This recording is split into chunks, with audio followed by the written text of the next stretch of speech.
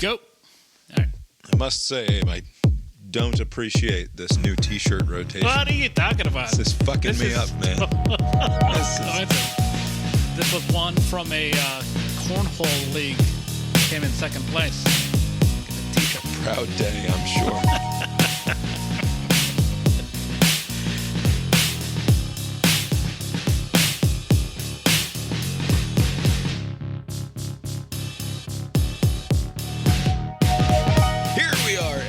Cast Iron Brains, a podcast with just one host remaining who has not yet fallen to the vicious COVID-19 coronavirus. My name is Bob, sitting across the way from my good friend and co-host. That's Abe. How you doing tonight, Abe? Doing well, Bob. Yeah, here we are. Lori's not here, too. Whoa. Get to that in a second. Tonight is Monday, March 20th, 2023. Close listeners of the show will have noticed last week that Lori was complaining about feeling sick, and she just took off halfway through the episode, or what ended up being halfway through the episode. While she was here, it was like 90% of the way through the episode. I was basically done talking, and then Lori left, giving me great license to continue talking for as long as I wanted to. And that's what I did. But Lori, as it turns out, didn't just have a cold. Lori, all along, had the coronavirus, Abe. Oh, no. And she's on, I think it's day 6 on the CDC infection calendar or whatever. This would have been day 6 for her. Day 6? I mean, if she...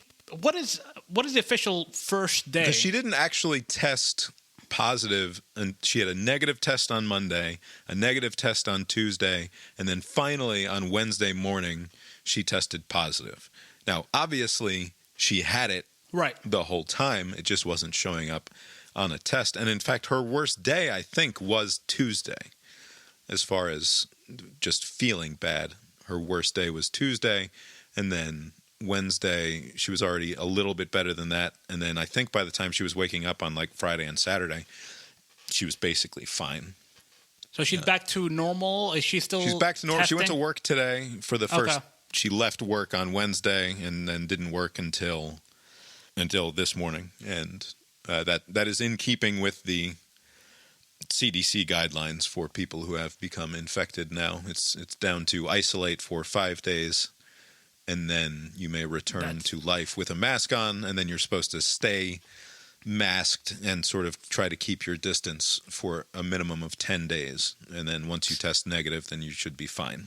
So testing still plays a role after the 10th day? Sort of, but not really, I think. Because apparently some people will just continue to test positive, even though they seem to be totally fine. I don't know. I've read the 2 different CDC sites like 100 times in the past week, trying to figure out what day we're on and when we're supposed to reintegrate and when we can expect to catch the goddamn thing at this point. Because according to most of what I understand about this, the kids and I are now in the prime window for developing symptoms and falling ill with the virus. As you get to that 5 or 6 day period in your 10 days post-exposure, because, of course, our last exposure, this is obviously very boring for everyone else in the world, but this is now 3 full years into this, and it's the first time that we've come into direct contact with this. We'd never had even a close exposure to worry about in the last 3 years, as far as our nuclear family is concerned. Right. Like, we're so relatively isolated, and the family down the street that we sort of bunkered with for that first year was so incredibly isolated that we just never even once had a close exposure. And obviously none of us have had it up to this point, except now Lori has had it. And so to me, it's like sort of living with it for the first time. And so it is sort of interesting. But our day 1 would have been not until Thursday, because we saw Lori on Wednesday, although it wasn't much of it could have gone either way. Our day 1 could have been Wednesday or Thursday. Right, it's sort of hard to say. So we are either on day 6 or 5 or so of our exposure calendar. And I fully expect to get it. She was here. We were in this room on Monday. Right. Obviously, I I was doing the thing like you're not supposed to do, which is talk in a closed area with someone. Right. And of course, like, we're married, we sleep in the same bed. Like, obviously it's a full-on exposure. I have so far been testing basically every other day, and I've been asymptomatic and negative. I'm not feeling great right now, but that could be any number of things. I did the big brag at the start of the show because I recognize that I will probably next Monday be talking about how I did, in fact, end up with this stupid virus. But I woke up this morning and being old now, like, 40 or so. I mean, not that this isn't just the domain of being 40 because this has happened to me before, but I slept funny on the neck, on the back. And like, it's one of those things where I have to move my whole body to move my line of vision around because my neck just has basically no mobility right now. And so that started this morning, and then it does that thing where because you're holding your body in such a weird way and like you sort of forget that, because it's like this thing where like, yes, there's this weird sort of muscle spasm or whatever the fuck it is that's going on in there, but then the whole rest of your neck and your back starts trying to compensate for that, and like it stiffens just the entire fucking thing, and like unless you actively think about it and try to relax all of those muscles, then everything just builds and builds and builds and get worse. And of course I'm sitting in front of the computer for 3 hours this morning working on a blog, and like I realized an hour and a half into it, like I had just gone completely stiff as a board from basically head to toe, like trying to somehow compensate for the pain in my neck, and it just made everything worse. And I just laid out flat on the ground for half an hour trying to get feeling back into my body. I don't know which new variant that we're on now, but it would be amusing if that was not like a sleeping issue, but like yet one more random symptom of the new wave of COVID. No, I could smell my dinner just fine. I just had this incredible crick in the neck. It wouldn't let me do anything all day.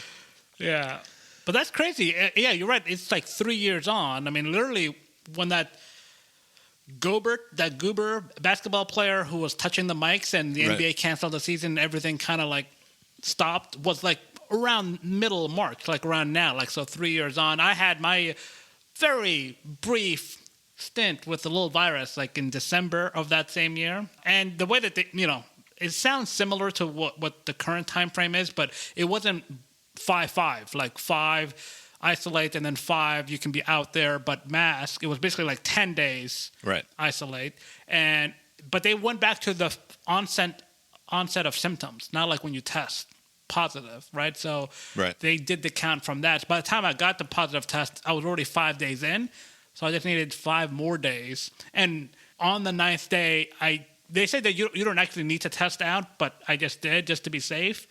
And on the 9th day, it was negative. It was like perfectly nice. Like the most ideal thing.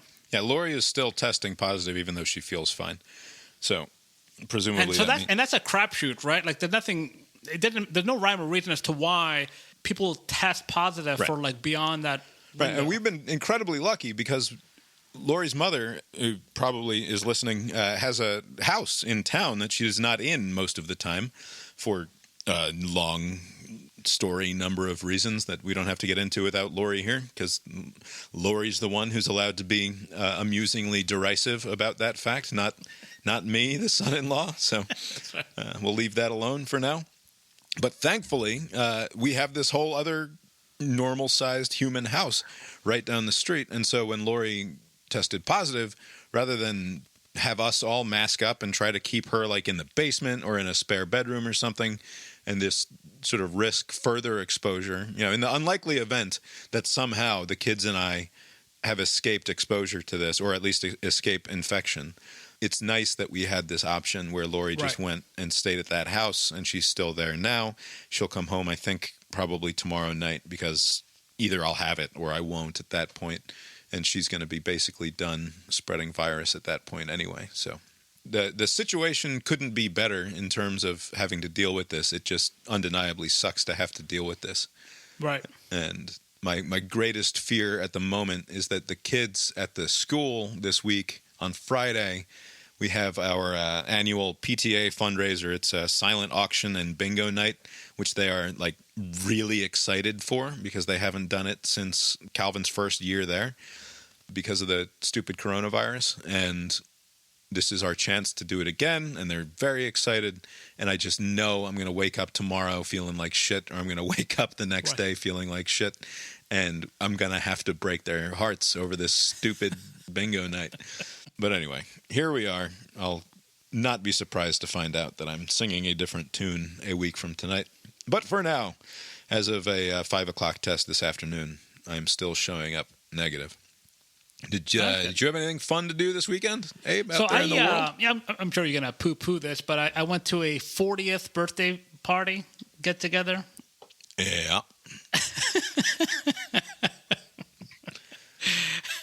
Very important, as Abe might say, to continue to celebrate people's birthday. Of course, I now feel like an asshole for saying this, since probably the biggest birthday celebration I've had since I was a small child was you showing up to surprise me on my 40th birthday. So nothing I can say.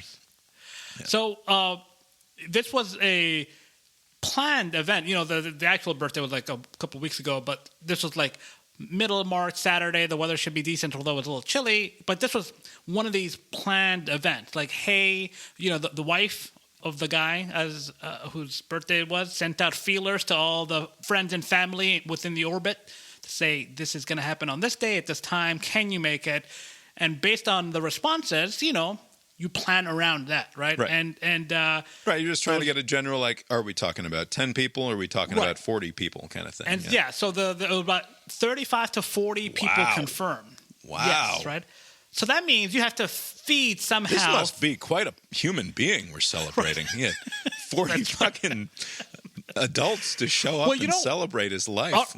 Here's what I realize multiplies the numbers when you're 40 or you're like above above college age. You're Partners, an adult. kids, and also church. Boy, the church people show up. Oh, that's everybody that I didn't know. I was like, I assume this is some sort of church person. I've never seen this person before. They must be from some church that they go to that I'm not familiar with. Every once in a while on a Sunday, I'm walking around our neighborhood, and there will be in a different spot because it's not consistent. It's like every few months. I'm pretty sure somebody's having some sort of a church group gathering, like a post-church. Like we just gather like a hang. At one of our parishioners' houses, just as a social thing. And I walk by him with the dog, and I just want to hit all the stupid tires. That's a personal problem, though, with the religious people. Anyway, yeah. Your friend's birthday party. Yeah, so there's the commitment, and then there's food that's ordered to meet the need, right? Naturally, and the day of, I don't know if it was because it was like 10 degrees colder than it typically is, or whatever. This is all indoors. I don't know if that would play a role. But like a good number did not show. So there was so much food there, which is, I thought a little odd. Like, why not just say no? Like, are people just like, they just can't say no and they'll instead lie and say yes and just don't show? It just seemed odd to me. That was like the one weird thing where there was like so much food to eat. Because there was an expectation that could be 40. What sort of food are we talking here? Like good, like catered stuff? Like from some Italian place, and there was like some like chicken stuff, like finger food, like from Chick-fil-A for the kiddos. You get like a fridge full now, or what? Did you get to bring home a couple platters? No, I don't know why. I just never take food from other. I'll just eat it when I'm there. I just don't want to take the food, but. Don't want your sweet potatoes to go bad this week in the event that yeah, it's gonna. There's a process. I don't want to disrupt my system. Yeah. But no, it's great. It was good seeing the people. Some of the people. I mean, like 3 or 4 people from the Biffler were there, and then a bunch of other people. It was a good time. Nice. Yeah. Those Biffler people, man. I listen to the podcast. I write like a 1,000-word essay in response to it. And then I get a single line back from the Biffler email. It's just like, Abe did the timestamps for the episode, and that's good. That was the full amount of response. That's good stuff. I mean, Simon was enjoyed it very much, but. Going back to the Saturday birthday thing, this is March Madness, and so on the just in the background there was the game on, a bunch of just March Madness, shitty basketball. But if there's a lot of shitty basketball, it gives the impression that it's exciting, like because like you could just watch something else when something sucks. Right. We were watching in particular the Arkansas-Kansas game, which was pretty decent. It was like a 1-point game, 72-71. Arkansas wins, the Razorbacks. And their head coach, being very happy to beat a 1 seed, he is in front of his crowd, and he takes his shirt off, and he does that stupid pig suey, stupid little dance that they do, the Arkansas Razorbacks do. And I was just thinking, like, I'm going to take my shirt off guy made or create, like, are they born that way, or are they, like, is it like an environment, or just born that way? Like, are those people... A significant percentage of them are born that way. Lori would have major opinions on this question, I think. Okay. I've never been a shirts off kind of guy my entire life, just neither born nor made that way. And I think that I've always thought this about myself, even if, like, and obviously you don't know, because, this is a lifetime now of, how would the privileged talkers put it? Like, I have been beaten down by like body normativity and male beauty standards over the course of my entire life, right? Like the Western skinny aesthetic has been internalized by me, and my shame is great. But I've always thought that, like, even if I got like fucking ripped, and I used to have friends, loosely defined, I suppose, with the story I'm about to tell, but I have these friends who used to laugh uproariously just at the thought of me being a like really ripped buff guy, like to that, like in the same way that I find adults doing karate hilarious. These guys would just say, like Chris Mantell or Sean Crowley, these two guys would just say, "Can you imagine? Wait. Can you imagine? Wait. Imagine Bob, but ripped." And they would just lose their shit laughing about it as though it were the funniest thing, which is reasonable. Like, I've never been the guy who's going to be a musclehead type of person. You could be obviously. yoked, Bob. Like, that'd be funny. It's not coming. It doesn't matter. I exercise fucking an hour a day forever. It's not going to happen. It's fine. I enjoy eating carbs too much and like whatever it is. Like, but that's not the dividing line, right? I mean, people that are fit, let's say. That's not like the decision-making part, right? Like, I either will look okay taking my shirt off or not. Even people who don't. There seems to be like a very... right, that's what I mean. Is I really think that if I got just absolutely jacked, I still would not be, at my core, a shirts-off guy. Right. I'm still going to walk around with my shirt on. I'm not going to whip it off in front of a screaming crowd. I'm not even probably going to be on the beach. Like, I'm just not a shirts-off guy. It's just not who I am. So I'm not sure if they're born or made. My guess is that most are born, and then that guy was born. I mean, he took that shirt off like it was nothing. Just like, yes, we beat these fuckers. Here's my nipples. My only comment on the basketball, having watched not yet a full game total, probably like in total minutes watched of the March Madness tournament, probably not yet a full game. Okay. Probably more like a half, or maybe a full game, because I watched like a full half of one of these games. It was sort of on while I was trying to write. And then I've watched a bunch of the endings, because you can turn on the stupid...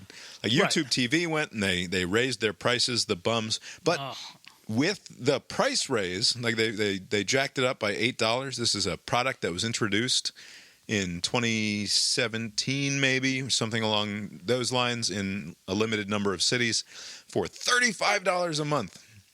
And I remember being that. I thought so it started excited at $49.99. by this. Yeah. Now, unfortunately, I didn't live in a city where it was available until it had already been raised to, like, I think $45 a month. And then when it became available where I was, I immediately signed up for it. And they've now raised it, I think, 4 times over the course of the last number of years, and we're all the way up to, like, what was it? It was $72 or $73 now. Yeah. It's a lot. And I'm sure we'll be at $99 before the decade is out, right? Like, it'll be $100 or more a month, up to the price of like a basic cable package before we know it. Actually, to that point, I do wonder. I don't know what the current price structure is with like Xfinity and like Comcast and all of those companies, although those two are the same. Because when it became available in Atlanta, I joined YouTube TV. I was kind of looking at the other streaming options like Sling, whatever, and Hulu Live, but like YouTube TV was like the best of the bunch. Right, because the base YouTube TV, the reason that we like YouTube TV, at least I do, and probably you too, it's got effectively an unlimited DVR, and it's got all of the sports channels that you want at the base package. You don't have to add bullshit. You don't have to choose. It's just, here are most of the channels that you want to watch. It's got all of the news channels, all the sports channels, and the local package, plus it's got an unlimited DVR. So why would you want anything else?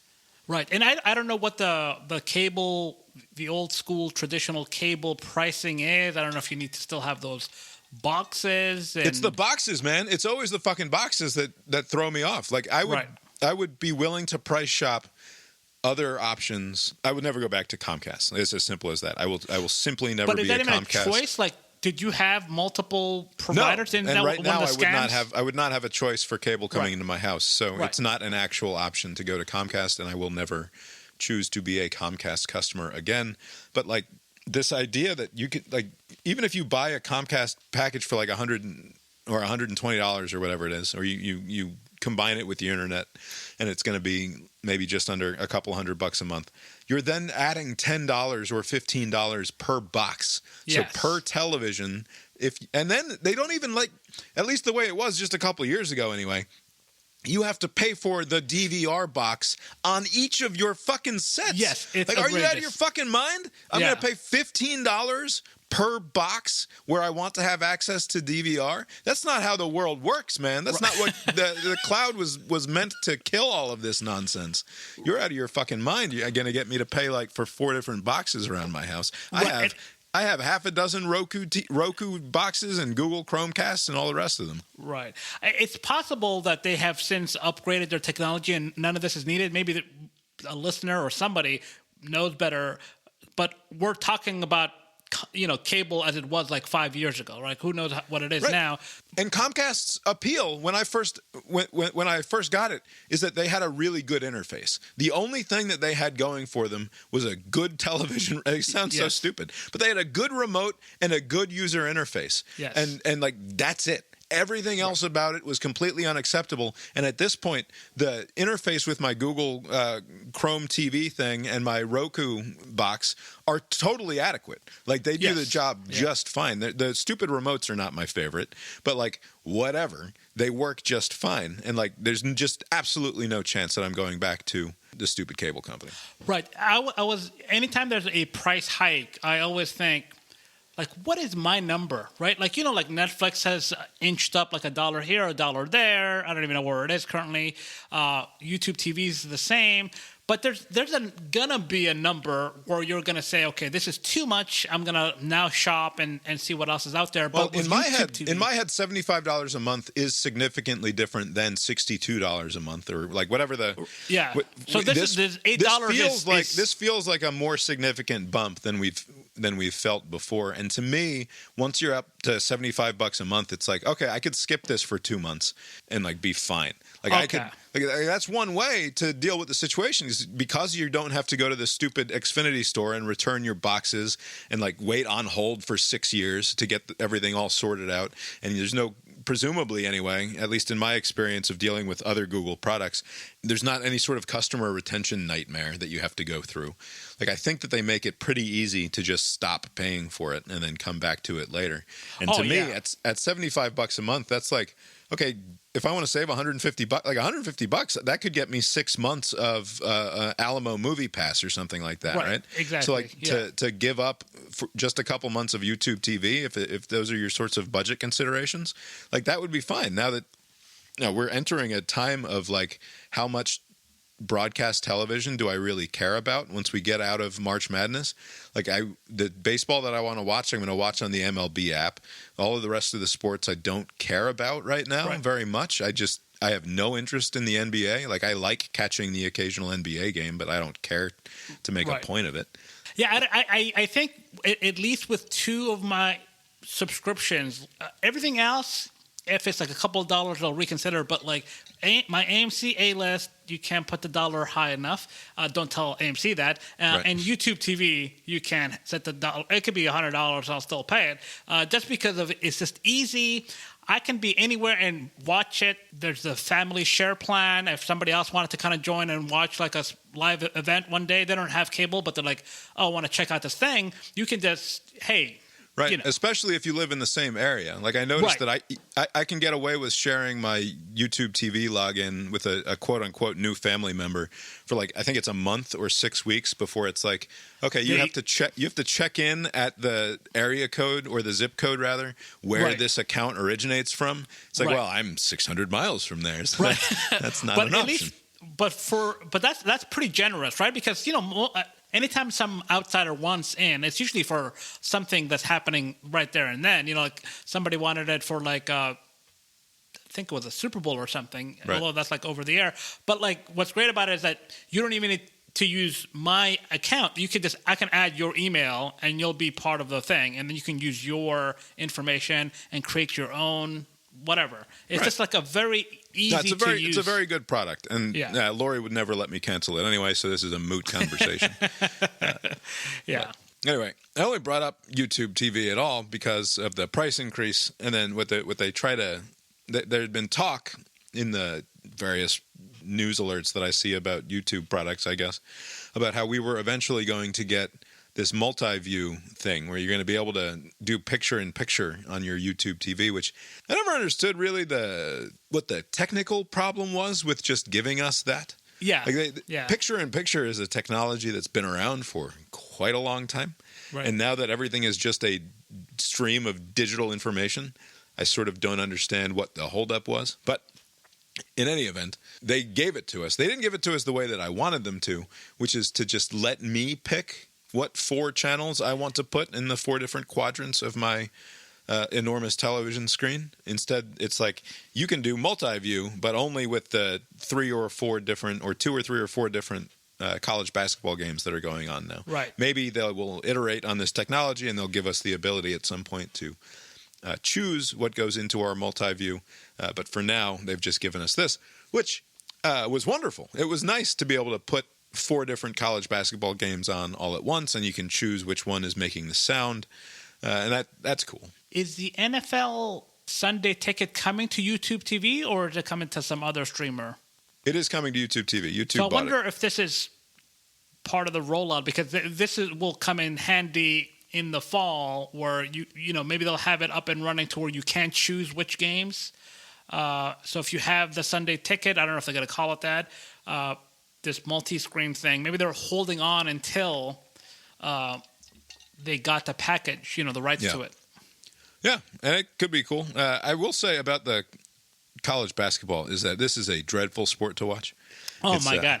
Oh. It's such bad basketball. And I caught 20 minutes of it because Lori's been gone this week, so I just fucking put basketball on the television. I don't even fucking like basketball, but Lori's not here, so I guess I can put on some basketball when the World Baseball Classic isn't on. I'll just throw on some basketball here. So I watched a little bit of, I don't even remember what the teams were on the NBA game that I was watching, but also just like a not fun product. And I guess as it turns out, basketball's just not for me. Right. I think, yeah. Like, do you like soccer? Like, sometimes there are certain sports. I like watching the World Cup, and again, I like watching playoff. I like watching playoff basketball. Like, right. I just mean like the sort of regular season. The way that the modern game of basketball is played has just no appeal for me whatsoever, where it's like I watch a basketball game for 10 minutes and it's like each team throws up 6 threes and they made 3 of them out of 12 or something altogether, and it's just it just doesn't appeal to me as a sport in the way that it's currently played, I think. Right. And the college basketball was not any better. Like I was watching one of these games, and I swear to God, in the last 8 minutes of a half of basketball, 4 points were scored. Or something like that. The droughts that some of these teams get on, it's ridiculous. They have the graphic. Oh, they haven't scored in 6 minutes. It's like, how is that possible? Right. It's like, oh, and by the way, in that 6 minutes, the other team is on a 7-0 run. It's like, oh, Jesus fucking Christ. What are we watching here? Now, granted, the ends of games can be absolutely thrilling. Right. Like the end of the Virginia game was hilarious and awesome to watch if you didn't have a rooting interest. There are a number of these games that have awesome finishes. Yeah. But that's just by virtue of the sheer volume and the fact that these are the most important games of the season, right? So everybody's going max effort. This is all they fucking care about. And also, there are 32 games happening. So presumably, there's going to be a couple of good finishes over the course of a few hours. Right. But besides that, like, I don't know, man. This sport kind of sucks for the most part.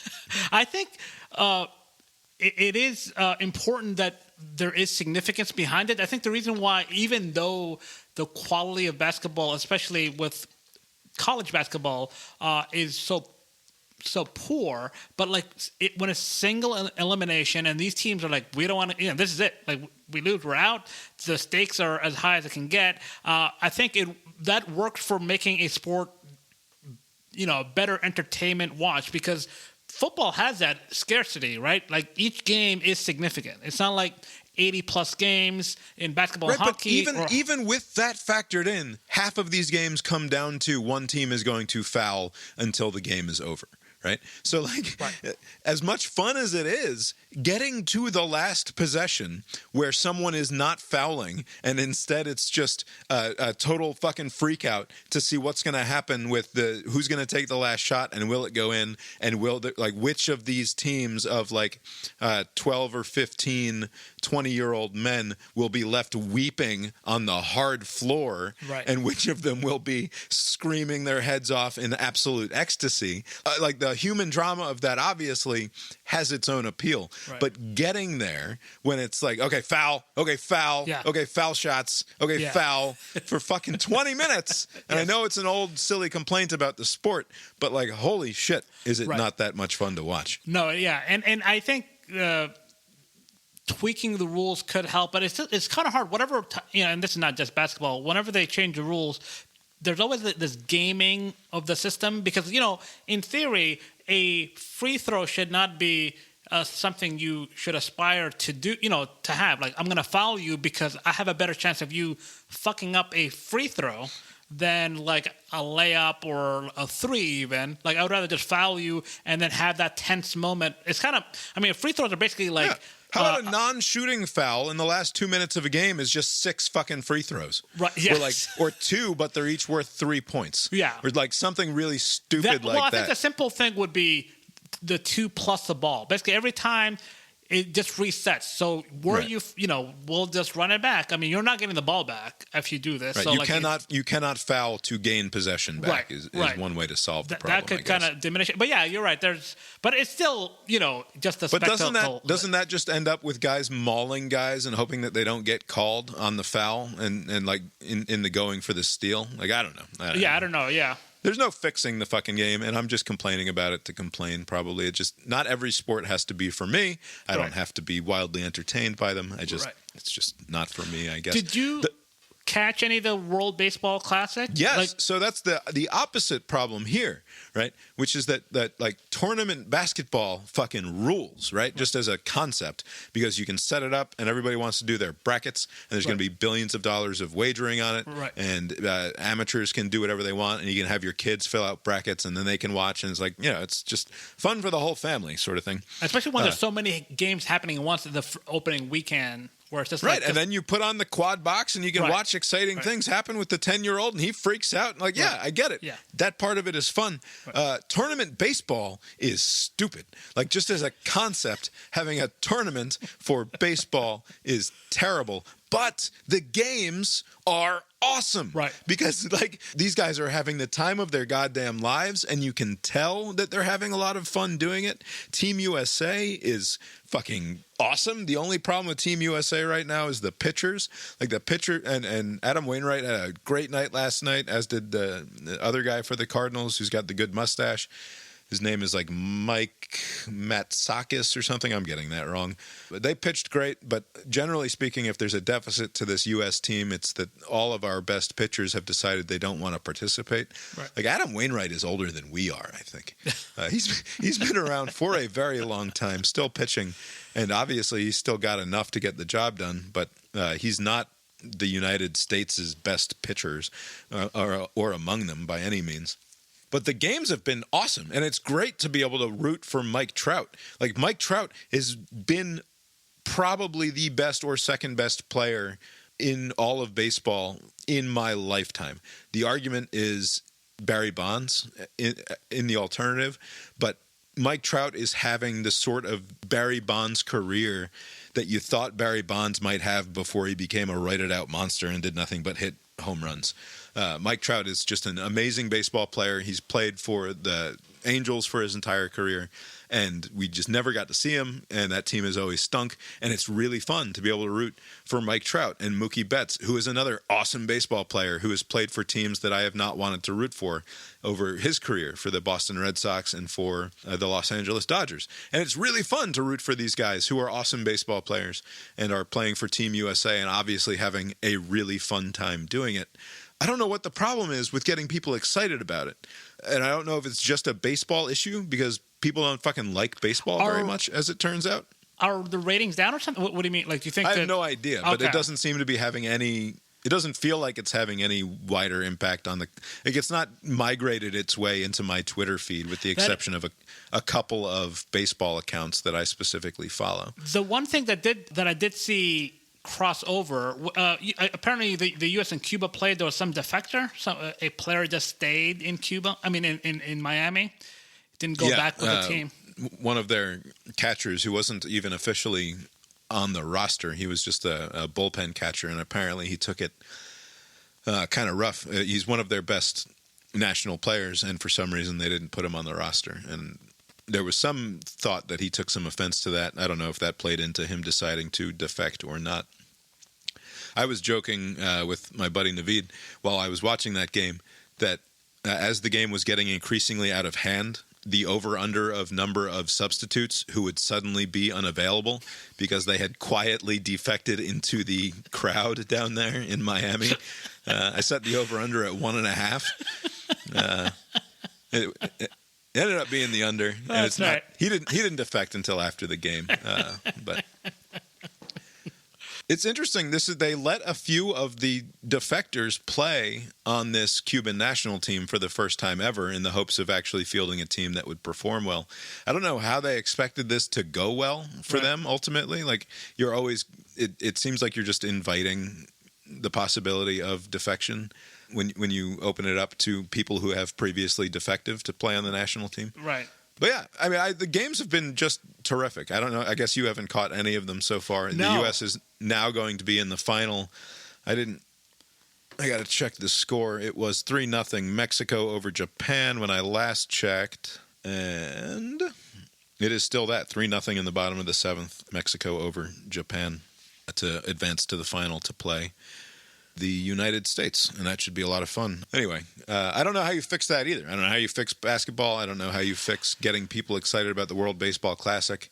It's just a dumb format for playing baseball, but at the same time, the games are awesome baseball games. They feel like playoff baseball games, and in only the good way. And I don't know how you can translate that to a wider audience besides making the Olympics where the world baseball, like it should be what the Olympics are. Right. But because professionals generally are out of season, like they're the best baseball players in the world in Japan and the United States, they're playing in the major leagues, either here or in Japan, while the Olympics are going on usually. And so you don't get the best players on your national Olympic team. Whereas with this, you have a better shot of that. So I don't know. Although, I don't know if it's a marketing problem or what it is, or it's just simply a fact of our culture right now that nobody cares about baseball as much as they used to. I think it's okay just to live with those that do care about it. You know, whatever that number is, if like 3 million people are watching it, just be happy 3 million people are watching it. I don't mean changing the game. I just wonder if like the stewards of the game could be doing a better job of making it more accessible to more people. Right. But who knows? All right, I guess we should talk about some actual stuff here. All right, so you mentioned the I have a theme to tie a few different stories together tonight, hopefully. You mentioned the idiot on the field who turned out to be a protester on the field. Last night's game between the United States and Cuba down there in Miami. By the way, the Miami baseball stadium more full than it has ever been for a Marlins game. I think There's absolutely no question about that, except maybe the day that they opened that stadium, did they actually fill that fucking place? But that's to be expected, right? I mean, they play 80-plus games and the team sucks versus a marquee. That's to be expected out of Florida baseball fans, Right. apparently, for some reason. It's not clear why. Like, Tampa has had, both of these teams, Tampa and the Marlins, have had success to the point of winning World Series through the years and making the playoffs.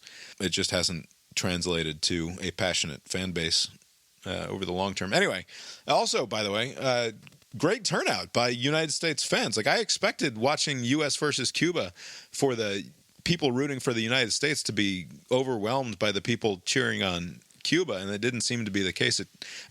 Plenty of Cubans there shouting their faces off and having a great time, but it felt like it was about half and half. It was cool. Right, and also I can imagine, it's not unequivocal support. There's probably some Cuban Americans who are rooting for the American team, right? Sure. Where there's no such thing. All the Americans are rooting for the American team. Anyway, watching it, there were a couple of times when they would cut to the extreme close-up of the player on the field and play would stop, or they would cut to the crowd who was clearly watching something very interesting happen on the field. Yeah. But the television refuses to show it. And this is a long-standing thing, at least going back, I want to say at least a decade.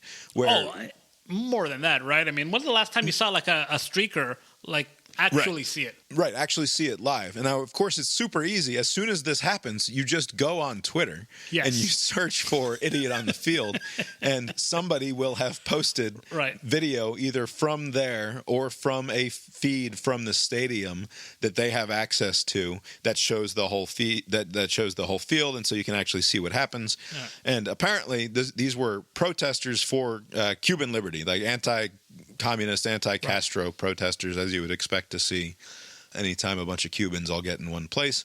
So we have this norm in sports broadcasting especially that we do not show the idiot on the field. And I don't mean to denigrate these fine protesters who care about Cuban liberty. It's just what you call them. They're idiots on the field. Right. It's a term As of to art. not encourage it, if you're giving them, Right. So they don't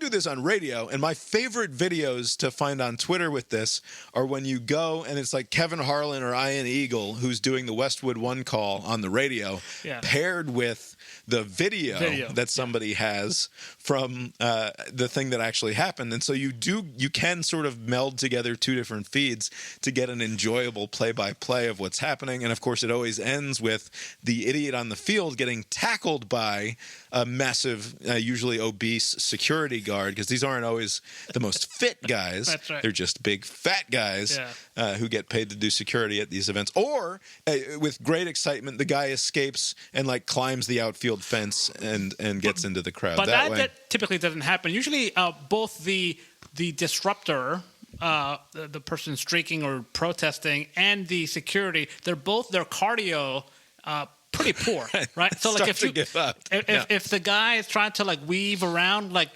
they only got so many weaves in them before they start to gas, so you can kind of just corner them and just kind of give up, and you'll just tackle And them. occasionally you see one out of Australian rules football or rugby or something like that. Yeah. And you just see these dudes get fucking decked. And I don't like to watch unsanctioned violence, generally speaking. It's not my. I don't seek out fight videos on the internet or people getting killed by cops or whatever. But there's something satisfying and amusing about an idiot on the field getting absolutely leveled by some 300-pound muscle freak out there on the pitch. Anyway, you sort of said it already, but why is it that we don't show the idiots on the field? And the answer is because we don't want to encourage that sort of behavior from other people. The idea being that if you show video on television in the case of baseball, 200,000 people watching at home on Fox Sports 2 or wherever they've deigned to show this game, or in the event that it's at an NFL playoff game, the 17 or 25 million people who are watching at home. You don't want to reward that behavior and, in theory, then encourage more bad behavior. We accept that as a sort of truism, right? We accept that giving this person the exposure that they so clearly want is a form of social contagion almost, Right. that it will then encourage other people to act similarly. And I don't exactly quibble with that in this case. I don't know if you do either, but it seems to me a pretty reasonable policy and a pretty reasonable expectation that you're going to only encourage more idiots on the field if you put idiots on the field on people's television screens in their living rooms. Right. I agree. I mean, you hardly see it anymore because they don't show it. I mean, sometimes you can tell because it's like this awkward, like, cameras, like, pointed somewhere else. Like, they don't, like, cut to commercial or make it seem seamless, so it's kind of obvious, like, something is happening, but you don't know what. But in any case, yeah, they're not drawing attention to whatever's going on, and I think that's the right course of action. Whether or not it is effective, who knows? Maybe the same number of people are still doing it. Maybe they're, they have an audience of 30,000, 60,000, 80,000, and that's enough for them, right? They're not doing it for the wider television audience, right? And so maybe those people are still going to do it. And likely, I mean, other than the protester, most of the other people are drunk, right? Like, very and drunk. To say nothing of the fact that, as I mentioned, anybody who wants to see this can seek it out. And it will get, like, even if they don't show it on television, it will get some excessive number of views on social media. They'll be able to go on their own Twitter feed and be like, hashtag it was me or whatever the fuck. Like, they can claim ownership of it, and then they have that forever. And, like, that incentive structure is still there. So I understand the sort of social contagion theory in this case and am sympathetic to it. Like you, I'm a little bit skeptical that it actually matters. Right. But I think generally we accept it. It's just totally fine. Now, there was another Twitter Files release this week. This one from Taibbi, I believe. Yeah, it was Taibbi. Oh, so he's still doing the Twitter Files release? This is one that's about Stanford's virality project. It says that beginning in February of 2021 and continuing with regular reports, the Virality Project researchers encouraged Twitter to expand its misinformation policies to include true reports of vaccine side effects, criticism of vaccine passport systems for their imposition on rights and freedoms, and even discussion of legitimate scientific research on breakthrough infections on natural immunity. Now, the reason for this, in terms of their justification for it, is obviously also a sort of social contagion theory, right? Which is that even true information, which could lead to, in our minds, bad outcomes because we don't trust people with true information to make the correct decision, must be censored. And I know people quibble with the use of the word censored in this case because it's a Stanford academic project essentially working with Twitter rather than this being something done by the government. But this is, to me, like, deeply problematic that you would have an academic institution working with Twitter to decide what true information should and should not be allowed to go viral on its platform because of concerns about what the impacts of that could be, with no real proof of what those impacts might actually be, right? They're just sort of guessing here. Yes. And they're worried about a sort of social contagion taking over that allows true things to lead to bad outcomes. I do wonder how, Twitter is a weird platform because and I guess maybe the FBI and other agencies think the same way. They think they have an outsized influence on the United States, right? Like, what happens here is of such importance that we need to screen potentially harmful information. Even if the information is true, it could be misconstrued or it could be taken a certain way, and therefore we need to prevent that from happening. Is that even true? Like, just like with the streaker thing, like, I don't know what impact not showing it has on deterrence. There's been junk on Twitter for a long time. There's still junk on Twitter. Same thing with YouTube. A lot of these conspiracy theories are around. People who are seeking out this information are going to find it somewhere, right? So, like, what is this? To me, it sounds like this is like a fool's errand, this entire experiment of trying to prevent harm by blocking information and censoring things. Like, well, is it only a fool's errand if you eventually get found out? right? Because presumably they were successful in their mitigating of the ability of certain things to go viral, right? But how do we? Okay, so on that point, what evidence is there that it would have gone viral? Right? I mean, it could have just been like a one-day story, like, oh, this happened. I mean, the energy department's low confidence that it's a thing. It was a story for a few days, and now, like, nobody's talking about it. Like, there's just so much content out there that nothing really sticks. It has to be something really, I don't know, just very big. I agree with you that Twitter has an outsized idea of the power of their platform to have a material impact on the world.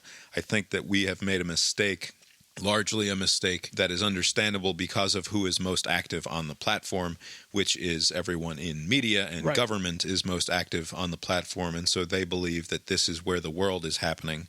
And in some respects, they're right. This is where their world is happening. It's not clear to me that the Stanford guy, I think it was Stanford, Jay Bhattacharya, the doctor who raised some doubts about how effective our COVID regime was going to be in terms of actually mitigating death and risk, and like raising concerns about how like it's always worth keeping in mind that there will be negative externalities to any of these policies. And he was concerned that, like, and this is a perfectly reasonable human being, and he was sort of affected, and the term shadow banned is difficult, but he was effectively shadow banned by Twitter to make sure that his stuff had less reach than it otherwise would have had naturally. I think that while I agree with you that they have an outsized idea of their impact on the world, it matters that whatever their impact on the world is, they believe that they have to do the right thing by humanity, by some standard that is amorphous and ever-changing with the facts on the ground as we understand them, to prevent information, true and good and real information, from getting out into the world. They firmly believed, when they blocked the Hunter Biden laptop story from getting as widespread traction as it otherwise might have, or at least attempting to. In my opinion, the Streisand effect ends up completely mitigating the impact of that anyway. But because they're doing it on their platform, because they believe, they firmly believe, and they have the backing of the United States federal government and different agencies and the administrations and the political campaigns, they're all working together, operating under the assumption that, in fact, the things that we do here will have great impact on the world. Therefore, in terms of a policy, you sort of have to treat them as though they are having that sort of an impact on the world, right? Like they should be modeling the same sorts of open and free speech and rules of open debate and engagement that we would want to model in a true public square, even as we recognize that Twitter is an imperfect public square simply by virtue of the fact that only fucking 10% of Americans are on there, and some much smaller percentage of people are active on there. Right. You would think a better approach would be to provide context when something is like inflammatory information. Like if something is true, I think if you have no evidence to show that something is false, right? So let's say you don't have any evidence to show that something is false. I don't know what the point of trying to prevent it from being disseminated on your platform will do, other than just to draw more attention, like you said, with the Streisand effect. The focus should be if any sort of bad actor is trying to use your platform to amplify something, like by artificial means, like trying to clamp that down, like trying to like goose up the system to get something to get more attention than it actually is getting organically. Like try to prevent those kind of things. But trying to be the arbiter of truth is just the dumbest thing. I mean, look at them now. You're having all of these stories. But that's the thing. They're not even trying to be arbiters of truth. What they're saying is that true things will have negative. We believe that true things will have negative impacts on Americans' ability to trust the public health institutions, which is a weird.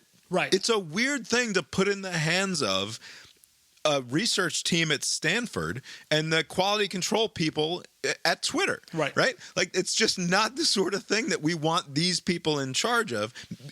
Is there an argument for that there ought to be someone in charge of it? Maybe. Right. In my opinion, no.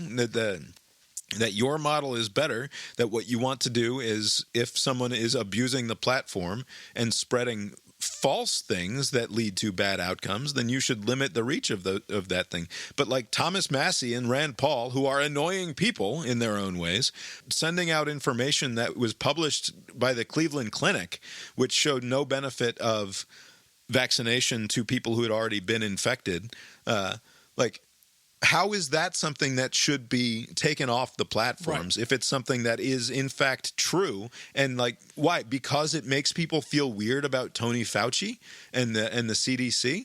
Like, in what way does that make the world a better and more honest place? I don't know. Yeah, I don't get it. And also, trying to control the outcome when the information that's being spread is true, or at least it's not knowingly false. What does that end up doing? I mean, in retrospect, we're now years removed from this, right? Now this is just a kind of like a retrospect, like this almost autopsy of how humans behaved in America during the peak pandemic, right? And did this, trying to prevent people from taking things the wrong way, did that inspire more confidence in the health agencies or not, right? I mean, I don't think this has worked, right? So like, what was the point? Like, you were trying to say, if this gets out, people are going to lose trust and confidence in what we're trying to do. And so, or not we, but like the CDC and other health agencies. And now that this information is out there, what has that done? Like, and eventually this kind of information will get out, if not through some new guy owning the company and then giving it to a journalist, some disgruntled employee, like, this information would eventually get out somehow, right? Somebody would say, this is what we were doing, and then there'll be a big 60-minute story, and everybody will know. Like, it doesn't make sense, even if you believe that. I think it's an absurd way to go about trying to control how people react to things.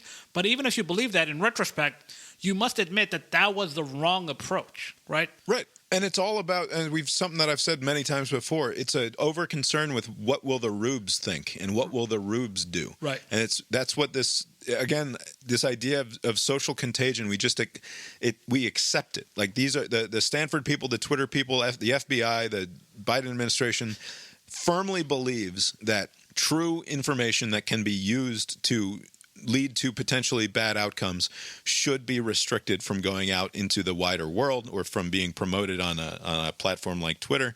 And to me, that just speaks to their belief that the overwhelming majority of people are too stupid to know what's best for themselves. Right. And this idea that information can be a social by virtue of it being a social contagion that leads to bad outcomes, we are then going to recharacterize it. We're going to redefine it as misinformation and malinformation and propaganda, even though it's true, right? And like, as soon as, like, not to go slippery slope here, but when you start going down that road, you get into really weird territory very, very quickly. Right. And it seems to me that we have accepted this idea of social contagion in virtually every single avenue of our informational life. Right. Like, we have sort of collectively, we just accept this hypothesis whenever we hear it. And the only time, and not to go off on a trans kids rant here, but like, the only time that the mainstream media or just normal good people going about their lives who don't think an idiot on the field should be on television have any questions about the social contagion issue is when somebody brings up something like rapid onset gender dysphoria among teen girls, where like all of a sudden 6 girls out of a 10-person friend group have all decided that they are transgender or non-binary in some way. Like, that is genocidal to suggest that there might be some sort of strange social contagion thing going on there. But in every other aspect of human culture and our understanding of the way people work, and like, this is maybe the impact of the sociologists, and maybe it's the impact of the evolutionary biologists and the evolutionary psychologists, but like, social contagion seems to be as widely accepted a psychological or sociological concept in pop psychology as I can think of off the top of my head. And in this one domain, it's like, nope, definitely not that. And if you say that, you're a fucking transphobe. But what's odd is, withholding information sows doubt and distrust, and that is also contagious, right? I mean, live with getting the information out there. And people, you'd be surprised, they deal better when you just tell them, hey, this is what we know, this is what happened. It'll suck for a second, but people will just process it and then, okay, there's no, you don't think that they're withholding anything. This is the information. Hey, we don't know this thing. One study shows it works, one study shows that it doesn't know. We're going to take the cautious approach and take this route. But yes, there's some evidence that shows that inconclusive, blah, blah, blah, that you'll go farther along if you take that approach than just withholding the information, right? And then somebody like a bad actor or somebody on the other side using that as ammunition, they're withholding information from you. The truth is, and now this person can say whatever the truth is, right? And now you're going to say the most. I mean, it's always dumb, but the most powerful sort of knowledge in the world is always the secret knowledge. Yes, it's always the shit that they didn't want you to hear, right? And like that. It just markets better, and people get super fucking excited about it. Right. And like the information about the possibility that this was a virus that was gain of function research was done in a lab in Wuhan and then leaked out into the general public, like that was considered potentially information that was too dangerous for whatever reason. Right. And now, of course, we get this Raccoon Dog thing. What is that? Right? Where did that come from? Like I don't think I've heard the Raccoon Dog thing until recently. Right. So this just happened. The Atlantic published a thing, and then immediately after the Atlantic published, the New York Times sent out a push notification with a story of their own. They were not the breakers of the story because this is based on a study that hasn't even gone to print yet by a team of international researchers or whatever the fuck, who got access to data that was then almost immediately removed from the database where it was found originally. So like the Chinese have been really fucking shady with all of this data and access to data for researchers and that sort of thing. And somebody was just dicking around on one of the Chinese upload sites and found some new data that they hadn't seen before. So they quickly downloaded it and shared it with a team of researchers. And it's like, look at this. We haven't seen this before. And then the researchers call up their Chinese counterparts and like, hey, what's with this new shit here? And then all of a sudden the new shit disappears from the database again. But fortunately they had downloaded it, so they continue to have access to it. But the Chinese have since shut up about it again. But the idea is that in early 2020, they had swabbed all of the different stalls at this wet market, this Hunan seafood wholesale market in January 2020. And they collected genetic material from these different stalls where the live animals are kept, both live and dead animals are kept. And ultimately, what they found in one of these samples was DNA from these raccoon dogs and also genetic material from coronavirus.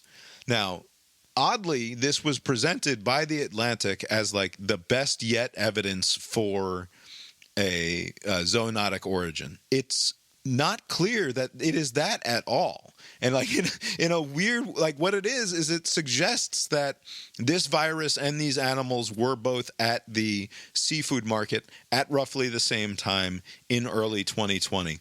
Robert Redfield from the CDC has said before Congress that we believe that this virus is probably spreading as early as September and definitely by October and November of 2019. So the idea that because some raccoon dogs were in a cage where that virus also was doesn't prove any, like it's not like this is it's not like it's a coronavirus that has markers of raccoon dog in it, right? It's not like this is, they can't prove that the virus itself was in the raccoon dogs because they don't have the raccoon dogs. All they have is swabs from the cages there. And it's actually the way that it was talked about in a lot of the media, and again, I know it's a silly thing to complain about, I guess, but it was presented as, you heard 6 weeks ago and 4 weeks ago and a couple weeks ago about how the Department of Energy and the FBI now are leaning towards lab leak, but this is where zoonotic origin strikes back, and now we have reason to believe that it should be swinging the other way. But it's not that.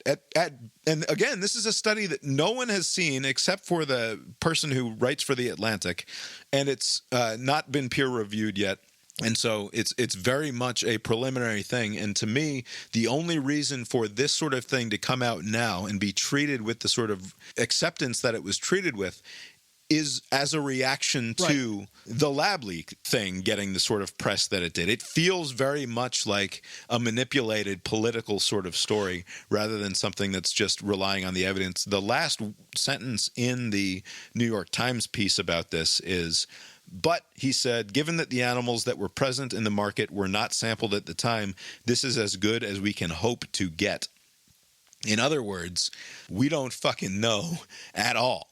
Like, there's not any way that this is proof of anything, and anything that you saw on a CNN Chiron or whatever that suggested otherwise was not being honest about it. But, these two stories highlight, give the information as you know it. People will accept that much better. I mean, I don't know what the polling shows now, but I would imagine most people just accepted that report with the Energy Department as, oh, okay, yeah, okay, we'll go with that. That could be a possibility. Like, there wasn't like, oh no, like maybe on TV and on Twitter, but like the problem is that underneath all of this, there is a lot of important politics and maneuvering going on by the scientists. Unfortunately, like to what end though? Like, what would be the end game? I mean, like, it's not like.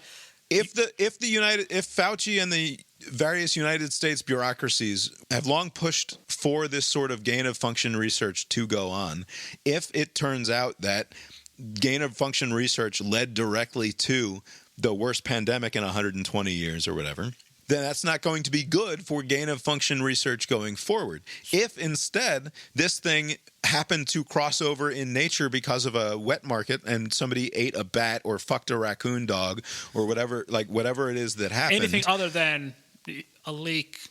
Right, anything other than gain of function research in a poorly run lab.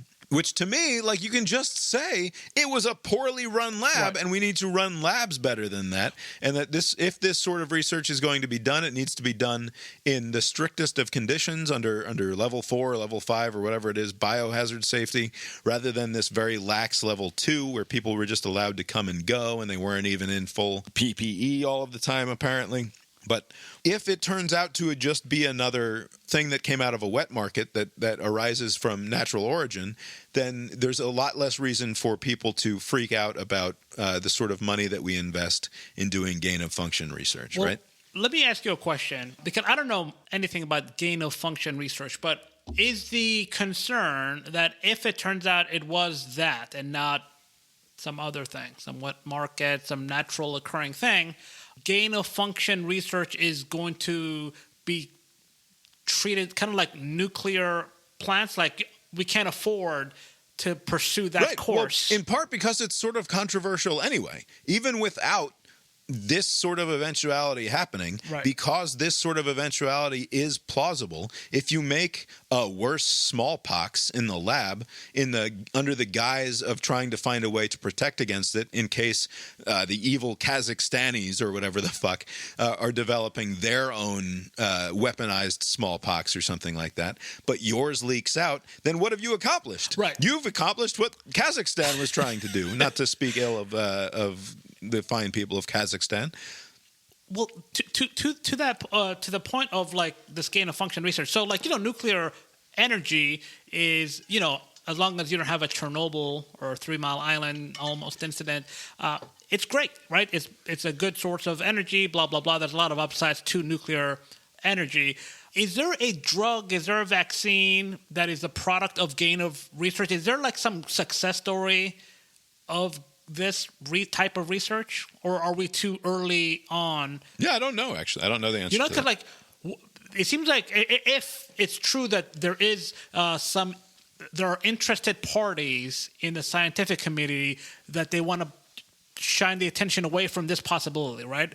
And they want it to be something else because they want to protect this thing. Like, what is it that they're protecting? Is there some sort of, I do wonder if there's some sort of like promising discovery that's in the offing, and if, you know, sentiment scuttles this type of research because of the Chinese fuck up. Right. Well, I mean, in theory, if you could have, granted, these vaccines worked incredibly quickly. It's not clear that they're as effective as they had hoped or thought they were going to be in the immediate aftermath of them being released. But like in theory, if you can make these coronaviruses that much more potent in the lab, and then you find a way to kill them, and not just one of them, but any of them, then you will have done a great job in terms of securing humanity's future and ensuring that we will survive future much worse pandemics than the one that we had to deal with over the course of the last 3 years. Right. I don't know that that's ever been accomplished before. I don't know that they have anything that they can lean on that says this is a plausible goal, but it makes sense to me, at least. I just don't know if it's necessarily worth the risk. Right. And what I do know is that it will have a scarlet letter around its neck that it won't be able to shake for at least a few years if they can definitively prove that what we've endured globally, that however many millions of people ended up with this thing, plus what is it, 7 million dead people or something like that? Upward of 7, Yeah, then reasonably so, people would be less excited about funding gain-of-function research moving forward. Anyway, that sort of gets a little bit outside of the realm of the social contagion thing, although it is worth noting that it's kind of funny to me that we're now back to it was a Chinese wet market problem, and that's the less racist option in some weird way, right? Because like we're supposed to be accepting of other cultures and like not want to blame the Chinese for like their dirty live animal markets where they have raccoon bears or raccoon dogs. Sorry, I've never heard of this animal before this week. So you have the raccoon dogs in cages above birds, and the raccoon dogs are just shitting and pissing all over the birds, and it's just all very bad. Like, don't do that, you Chinese people. But also, we're supposed to be careful there as far as the racial stuff goes. Right. But now we're back onto blaming a Chinese wet market because and it's all preferable the attendant that's stereotypes that go with that, just so that we can preserve this gain of function research. Maybe I don't know. But again, if all of that is true, I do wonder what is this promising thing that's being so protected, because otherwise it sounds to me it's a speculative type of research. Like, we hope, on paper this looks promising, but we can't actually point to a success story to say, hey, you're half the population is taking this pill, and that's thanks to this gain of function research from like 10 years ago. But there isn't a connection drawn. One last thing on the social contagion stuff, and this is also sort of beginning to stray far afield from it. But I think I saw this because of Nate Silver's Twitter account. He pointed and laughed at a Rasmussen poll, these fine people at Rasmussen Polling, where people are passing around, because the Arizona governor's election is still a matter of some dispute in crazy land. Even though the governor has been sworn in and...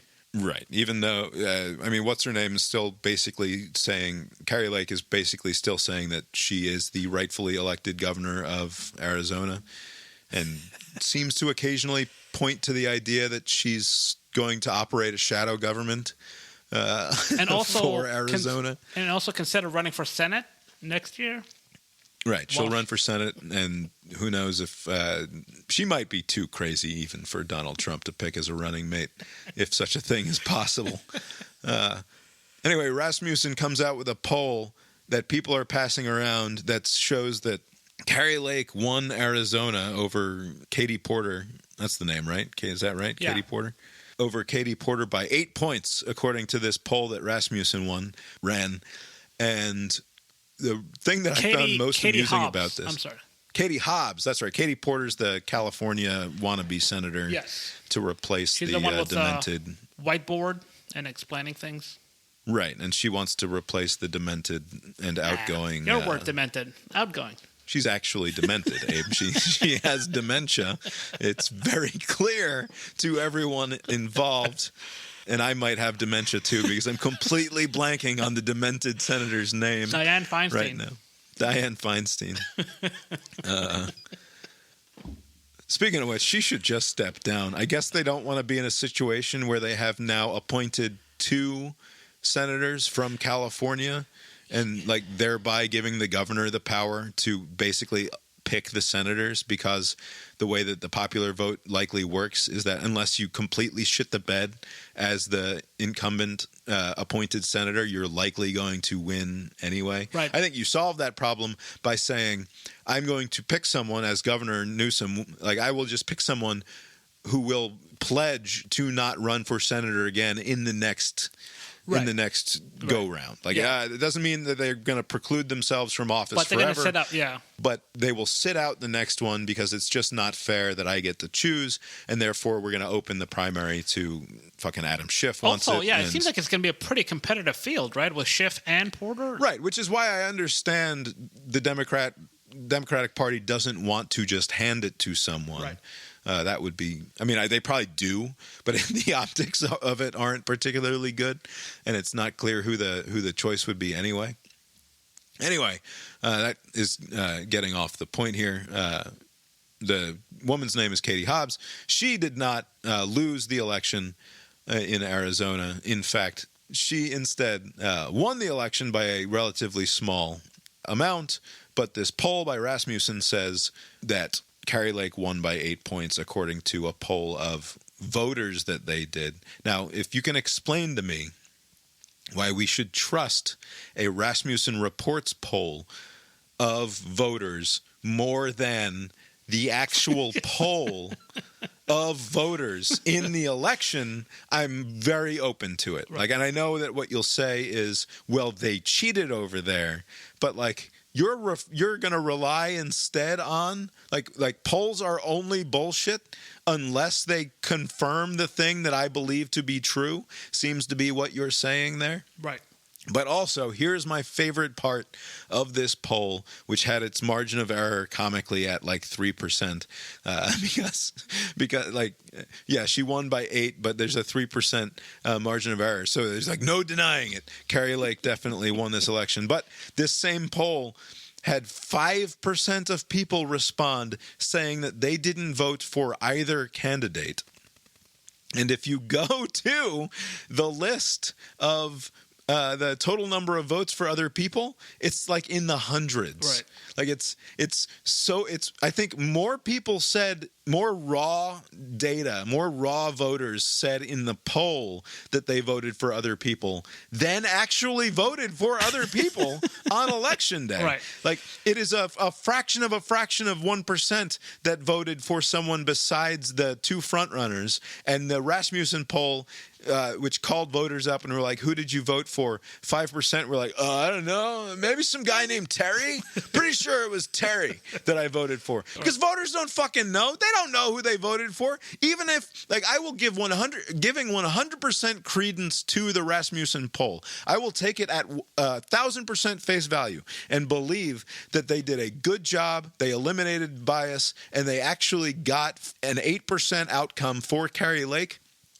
I think that is just reflective of people not knowing what the fuck they did 3 months ago, right? Which is like a normal human condition, because most normal humans aren't like us, and they aren't like people who are politically aware. Even the ones who vote, the overwhelming majority of them don't pay any fucking attention whatsoever. No. They have no idea what's going on. Right. Only the rabid, insane people are. And so if you call them up and you're like, hey, did you vote for Kari Lake or Katie Hobbs? They'll be like, wait, who's Katie Hobbs? Which one of them is the governor now? Yeah. Wait, which one's the Republican? Yeah, I voted for the Republican. Right. That's what I would do, because I'm a normal Arizona Republican. Right. That's what I would. Like, they don't fucking remember what they did back in November. Right. That's all that's going on here. And not to go back to the Twitter thing, but this is why I find it even more absurd that the impact that a tweet is going to have where people don't even know what the fuck they're doing. Like, you have governors in some states where they'll move a referendum that they don't like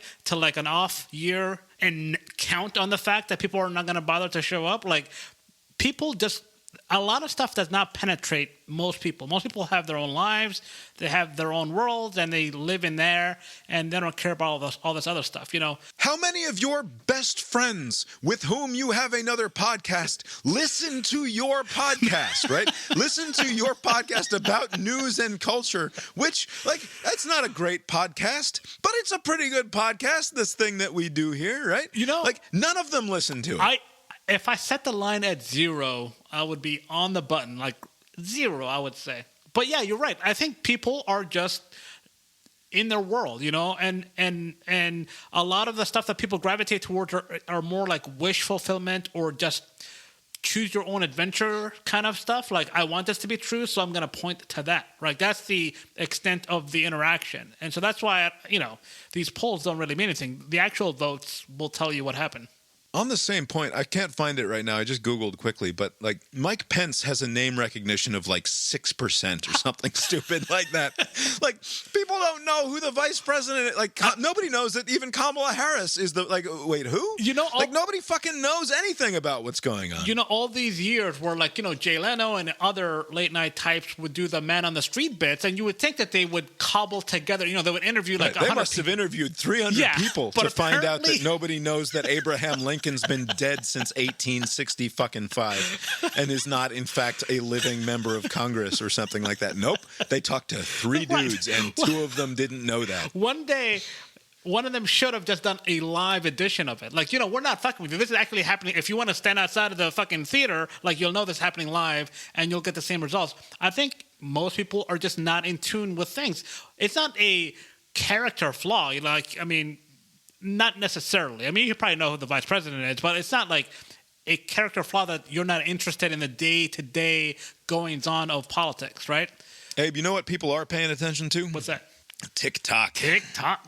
And one of our nation's finest political minds, the reporter for NBC News, his name is Ben Collins, believes that TikTok is the thing that people care about. The Biden administration has made some noise last week about banning TikTok or forcing a sale of TikTok.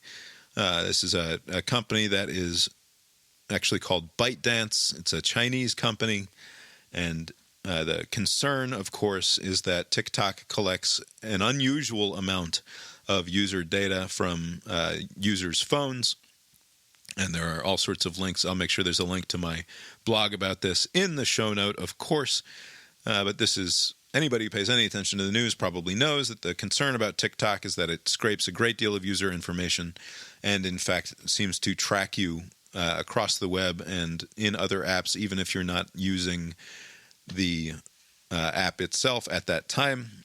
Apple does a better job, I guess, of making sure that doesn't happen. But anyway, the concern is the same concern that was raised by Donald Trump in a more predictably Trumpy and less artful way. But the Biden administration seems to be interested in forcing this issue as well. Ben Collins of NBC News, who's a disinformation, extremism, and internet reporter for NBC, who I think I've mentioned on the show here before, because he's a bit of a catastrophist. He tends to take the most extreme. It's kind of funny for somebody who traffics and who worries about disinformation to further just be a fucking utter catastrophist on the internet, saying things like about how we should be worried about democracy because Elon Musk is going to take over Twitter, which seems like a little bit of an extreme reaction to Elon Musk taking over Twitter. I joshed him online once about, this is a few weeks ago, he had posted something about how everybody should stop freaking out about AI. For some reason, various goings-on Twitter make him worry about the existential future of our country, but the potential for the singularity and artificial intelligence and the robots taking over and murdering us all in our sleep is something that everybody should just calm down about, all right? There's nothing to fucking worry about, man. And I said something like, get a load of you telling everybody not to freak out about some wild internet shit. and he's like, well, this wild internet shit isn't gonna be Nazis who pick up guns and kill children, is like literally what he said to me in response. And he gets like 100 likes, and I get some asshole calling me just a libertarian idiot. It's like, what are you talking about? But whatever. I'm super happy that Ben Collins has the amount of influence that he has in the culture. That's fine with me, obviously. Anyway, this is not about that. Sorry, Abe, go ahead. Looks like you wanted to say something. I have a bad memory, but were you the one that recommended to read that Amusing Ourselves to Death? That book? Yes, Neil Postman, Amusing Ourselves to Death. What a great recommend. If anyone listening has not read it, tremendous book, right? Great book. And in it, like, there are parts of it where, I mean, this is like from 40 years ago, so the focus is the damage television is doing, right? So, but you can apply all of that toward where we are now. Like, you can literally just... It's applicable.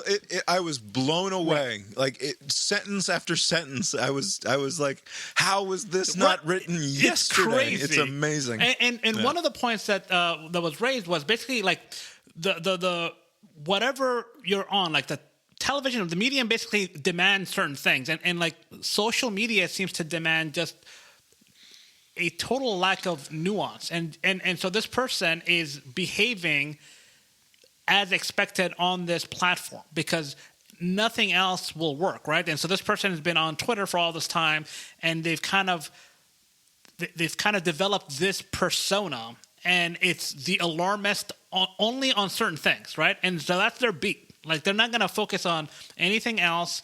Right. Everything else is fine. Right. But anything to do with this is the apocalypse, right? And by the way, if I can find a way to make anything else about my thing, then it will be the apocalypse. Exactly. And what's worse is that they get, I mean, besides your occasional shitting on him, get a lot of positive feedback from the people who believe in that too, right? So there's like an audience out there that's kind of and that's the thing. They have no sense of personal irony or like it. I do some light ribbing of this guy, and he's like, "Won't you think of the dead children killed by Nazis?" Right. Like what? Right. What? Right. Which is, by the way, a very obvious manipulative tactic that's being used very often with like online people. Like, I wonder if they realize that it's not very effective. You're not going to cow somebody into silence with just going to the worst thing about. There's this woman. She's a fixture, or was a fixture, on MSNBC a couple of years ago. Her name is Rachel Bitecofer. She's a political scientist. She studied at the University of she studied at the University of Georgia. She had some success working with the Lincoln Project, I believe. She's an extremely annoying Twitter presence. She developed her claim to fame, at least that she says, is that she developed a model of negative partisanship that correctly predicted more accurately the 2016 and the 2018 elections than most other models. And she used to go online and fight with Nate Cohn and Nate Silver about how she was actually smarter and better than them. And that was how she sort of rose to prominence on the website. And then she made appearances on MSNBC. She now spends seemingly hours a day talking about how Republicans are going to be the death of our country. And like, maybe. I guess it's plausible. But she's consistently using the rhetoric of the Nazis to do it. And so she did it again this past week, where she calls DeSantis a Nazi in some context that I can't even remember. And like, I don't have any fucking love for Ron DeSantis whatsoever. I'm just not convinced that calling him a Nazi is the most effective way of promoting your political beliefs. And so I did a Twitter advanced search for Rachel Bitecofer Nazi, right? So all of her tweets where she used Nazi, and I just linked to that page, and underneath her tweet I was just like, do you think this is helping? Right.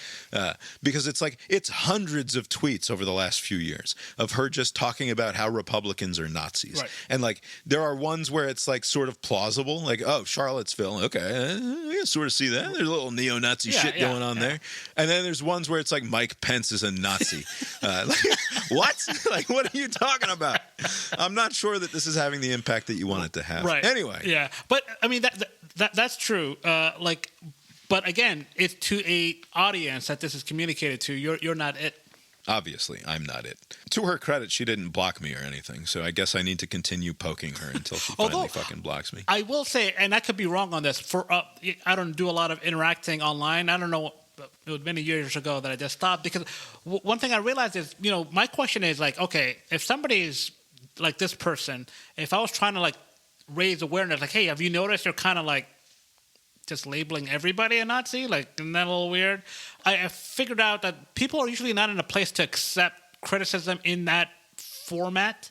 They'll just be defensive. So, like, I would just, like, not even bother trying to, like, the only way I can see that working is, like, if I know the person and we talk about it, then we find common ground elsewhere to say, hey, I'm not being hostile to sure. you. I'm just sort of putting my stick and trying to find a soft spot where the actual human is, right? So when I sort of playfully tell Ben Collins, like, yeah, it's kind of funny that you're here telling us not to freak out about AI when the entire rest of your feed is like, we should really be freaking out about this other shit. Right. And he just doesn't have the brain space to be at all self-reflective about himself. Right. Anyway, I want to get to this TikTok thing. Biden wants to ban TikTok, and the Democrats might actually do it because it's plausibly... And it's not just one side. It seems like there's some broad consensus with this. Right, that's right. It's plausibly that this could be a bipartisan thing, because there are arguably some national security concerns here about giving the Chinese government access to 150 million Americans' phones, which is just fucking insane when you say it out loud in that way, that there are 150 million Americans walking around with a Chinese spy device in their pocket. Seems bad. I don't know. Yeah. Maybe not. Yeah. Ben Collins tweeted in response to the Biden administration talking about this potential banning or forcing the sale of TikTok. He said, "The number one way to permanently and irreparably nuke your chances with the Gen Z electorate is to be the party that takes credit for banning TikTok. And remember, they're going to outlive us all." Now, I encourage you, listeners, to go to the blog, brainiron.com, and find the one that's entitled Not a Rare Breed, because I've written this whole thing up, and it fully captures my incredulity and sort of amazement at this tweet, and also does some other interesting things, in my opinion, about trying to figure the world out. But specifically with regard to this tweet, I have concluded that it is, while not a rare breed, it is an unusually potent example of its kind, and it is simply one of the dumbest motherfucking things I've ever read. The idea, and by the way, this is not him being ironic. Yes. And I waffled on this a few times thinking, like, could this be a weird joke that I'm just not getting? Is he being funny here? But no, he seems to really believe, or at least this is what he put out into the world, that if Joe Biden and the Democrats take credit for banning an app that shows 30-second videos to idiots sitting on the toilet or while they wait for their children to walk out of school or whatever it is, that the banning of a video sharing app that, yes, a lot of Americans use, but the banning of a stupid app on our stupid phones would lead to a whole generation of people never voting for you again, that it would effectively, and what you're saying there, effectively, this would end the Democratic Party as a functional entity in American politics. Even though young people, they don't vote very much, right? But if you're going to rack up a zero with young people as the Democratic Party, then you're not going to win any elections going forward. Right. And that is what Ben Collins is seemingly sincerely claiming here, that the banning of TikTok will result in the end of the Democratic Party. Right. I sometimes will do. It's weird. I read the blog. There were screenshots of the tweet. There was a link to the tweet, and despite my tendency to look at the timestamp, anytime somebody does something stupid on Twitter or any social media app, my first thought is, were they drunk? You know, like, is this like a 2 a.m. tweet or what? And if it's not, if it's like, I judge harshest when it's like 9 a.m. because that's like drinking coffee. You should be at your A game. These are your best tweets. If you can't cut it in that 9 a.m. window, then what are you doing, right? But the way that he presented the information, like Lyndon Baines Johnson was known to have said, you know, after the Civil Rights Act and the Voting Rights Act, we just lost the South for a generation, right? This is basically the scope of this TikTok ban. That what you're saying is that this is Ben in full command of his capacities as a political analyst. These are your best takes, and it was a very bad take on his. I was trying to give him all the outs, like maybe it was a knee-jerk reaction. He probably thought, this is going to be a take everyone's going to have, so let me jump the line and be the first, because everybody else is going to rush to it. But this is one of those tweets where it's kind of like that movie, The Happening. Like, it's bad the first time, but the more you watch it, it's like even dumber and dumber. Like, you know, like it just gets dumber the more you think about it. Any amount of thought, I tried to think about it from every imaginable angle, and it just continued to get dumber the more that I thought about it. By the way, just logistically speaking, would let's say both sides, come to an agreement about this ban? There's talk about like trying to sell it to somebody else that may avoid this ban. But let's say they go through the ban. What are we talking about here? Is this like on government devices and whatnot banned, or is it like what's the actual? No, I think they want it to not be available in the United States except by somebody who's willing to like download illegal things, presumably. They would instruct Apple's App Store and the Android, all the various different Android marketplaces to see. They would make some sort of national security claim on this and say that this can't be on American devices. Okay, because I don't see that actually happening. Like, I don't know what would the language be to has that ever happened before? How can you? Like, is there a website anywhere? I don't know. It would be a new development. I think. Right, because I can visit like propaganda websites, right? I can go to maybe I'll be on some list if I went to like some ISIS website, right? Like, there's like a lot of freedoms. There's a lot of latitude you're given in America, right? So I don't even understand what the language of the law would be. I would imagine it would be like at public libraries and like state-owned and federal, that kind of thing. Well, but if they really want to enforce it, you say the federal government will not do business with any of these tech companies that are going to and Apple can't give up the ability to do business with the federal government any more than Google can, right? I mean, it's too big a client. And then if you get states doing it too, then it becomes it sort of redounds in that way. Further, Collins says in a follow-up tweet, you ban TikTok or force a sale that effectively neuters the algorithm. You open up a political Pandora's box that you cannot contain or predict. So if you don't ban it, but you force a sale that makes it less awesome for people, then you will open a political Pandora's box, which by that it contained unspeakable evils that wrought havoc on the entire world, is what Pandora's box had inside of it. Like, what are you talking about, man? Everybody is now getting in on the TikTok model, right? Instagram is doing a lot of this. YouTube Shorts is all of it, right? I mean, I don't understand. I was not on TikTok. I've been on it maybe once, with my nephews, and to me, I don't like that format. I don't like short stuff. I want to just process the information. I want to read something. I also want to direct my attention this sounds wrong because of the way that I use Twitter, or the fact that I use Twitter at all. But I want to direct my attention intentionally, right? And TikTok is the opposite of that. It's, did you like this? Yes. If you don't, just fucking flip to the next one, flip to the next one, flip to the next one, and you'll find something eventually. Like, the way that I use Twitter is I try to follow people who reliably point me to interesting things to find outside of Twitter, right? Yes. And when I find myself just using it as the refresh button and just following the stupid Twitter drama, that's when I try to really force myself to stay away from it for a little while, right? Because what I want it for is to point me to actually good and useful things, and TikTok certainly doesn't do that.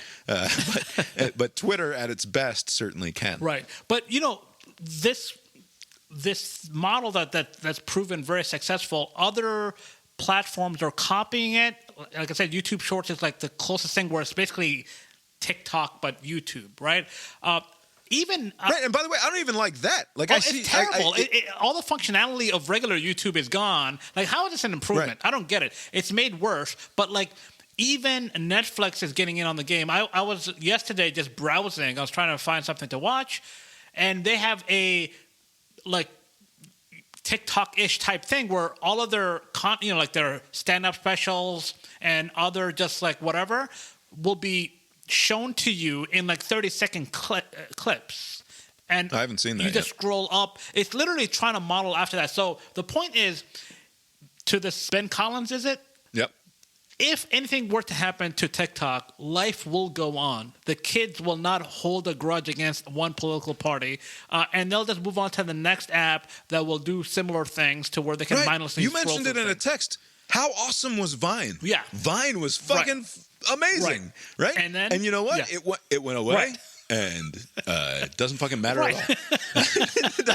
it literally doesn't matter at all. Except like that there were some interesting creators on there who made some really funny 6-second videos. But like they figured something else out to do, I guess, right? It's going to be fun. And in many ways, I mean, even though it is still a behemoth of a company and it still hangs around, Facebook, to a lot of people who were using it extensively, is no longer that to them, right? I mean, other people use it for different things, but it used to be just a part of your daily process that you would go through Facebook, and most people, that's like a now I just use it to laugh at my stupid neighbors when they post stupid shit in the neighborhood group. Like, it's literally the only notifications that I ever click on from that aren't just like an auto swipe away.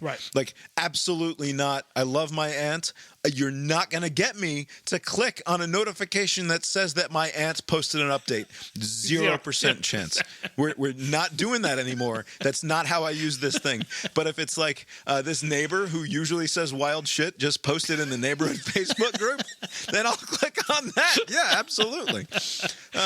But so to tie it back into the social contagion thing just a little bit, at least in terms of what a certain class of people, and in my definition, my name for it in the piece on the website is the NPR class. But what a certain group of people think about the rabble, right? What they think about the rubes, the rest of us, effectively. Not to disclaim myself necessarily from what I would call the NPR class, because in certain ways I think that would be foolish of me to.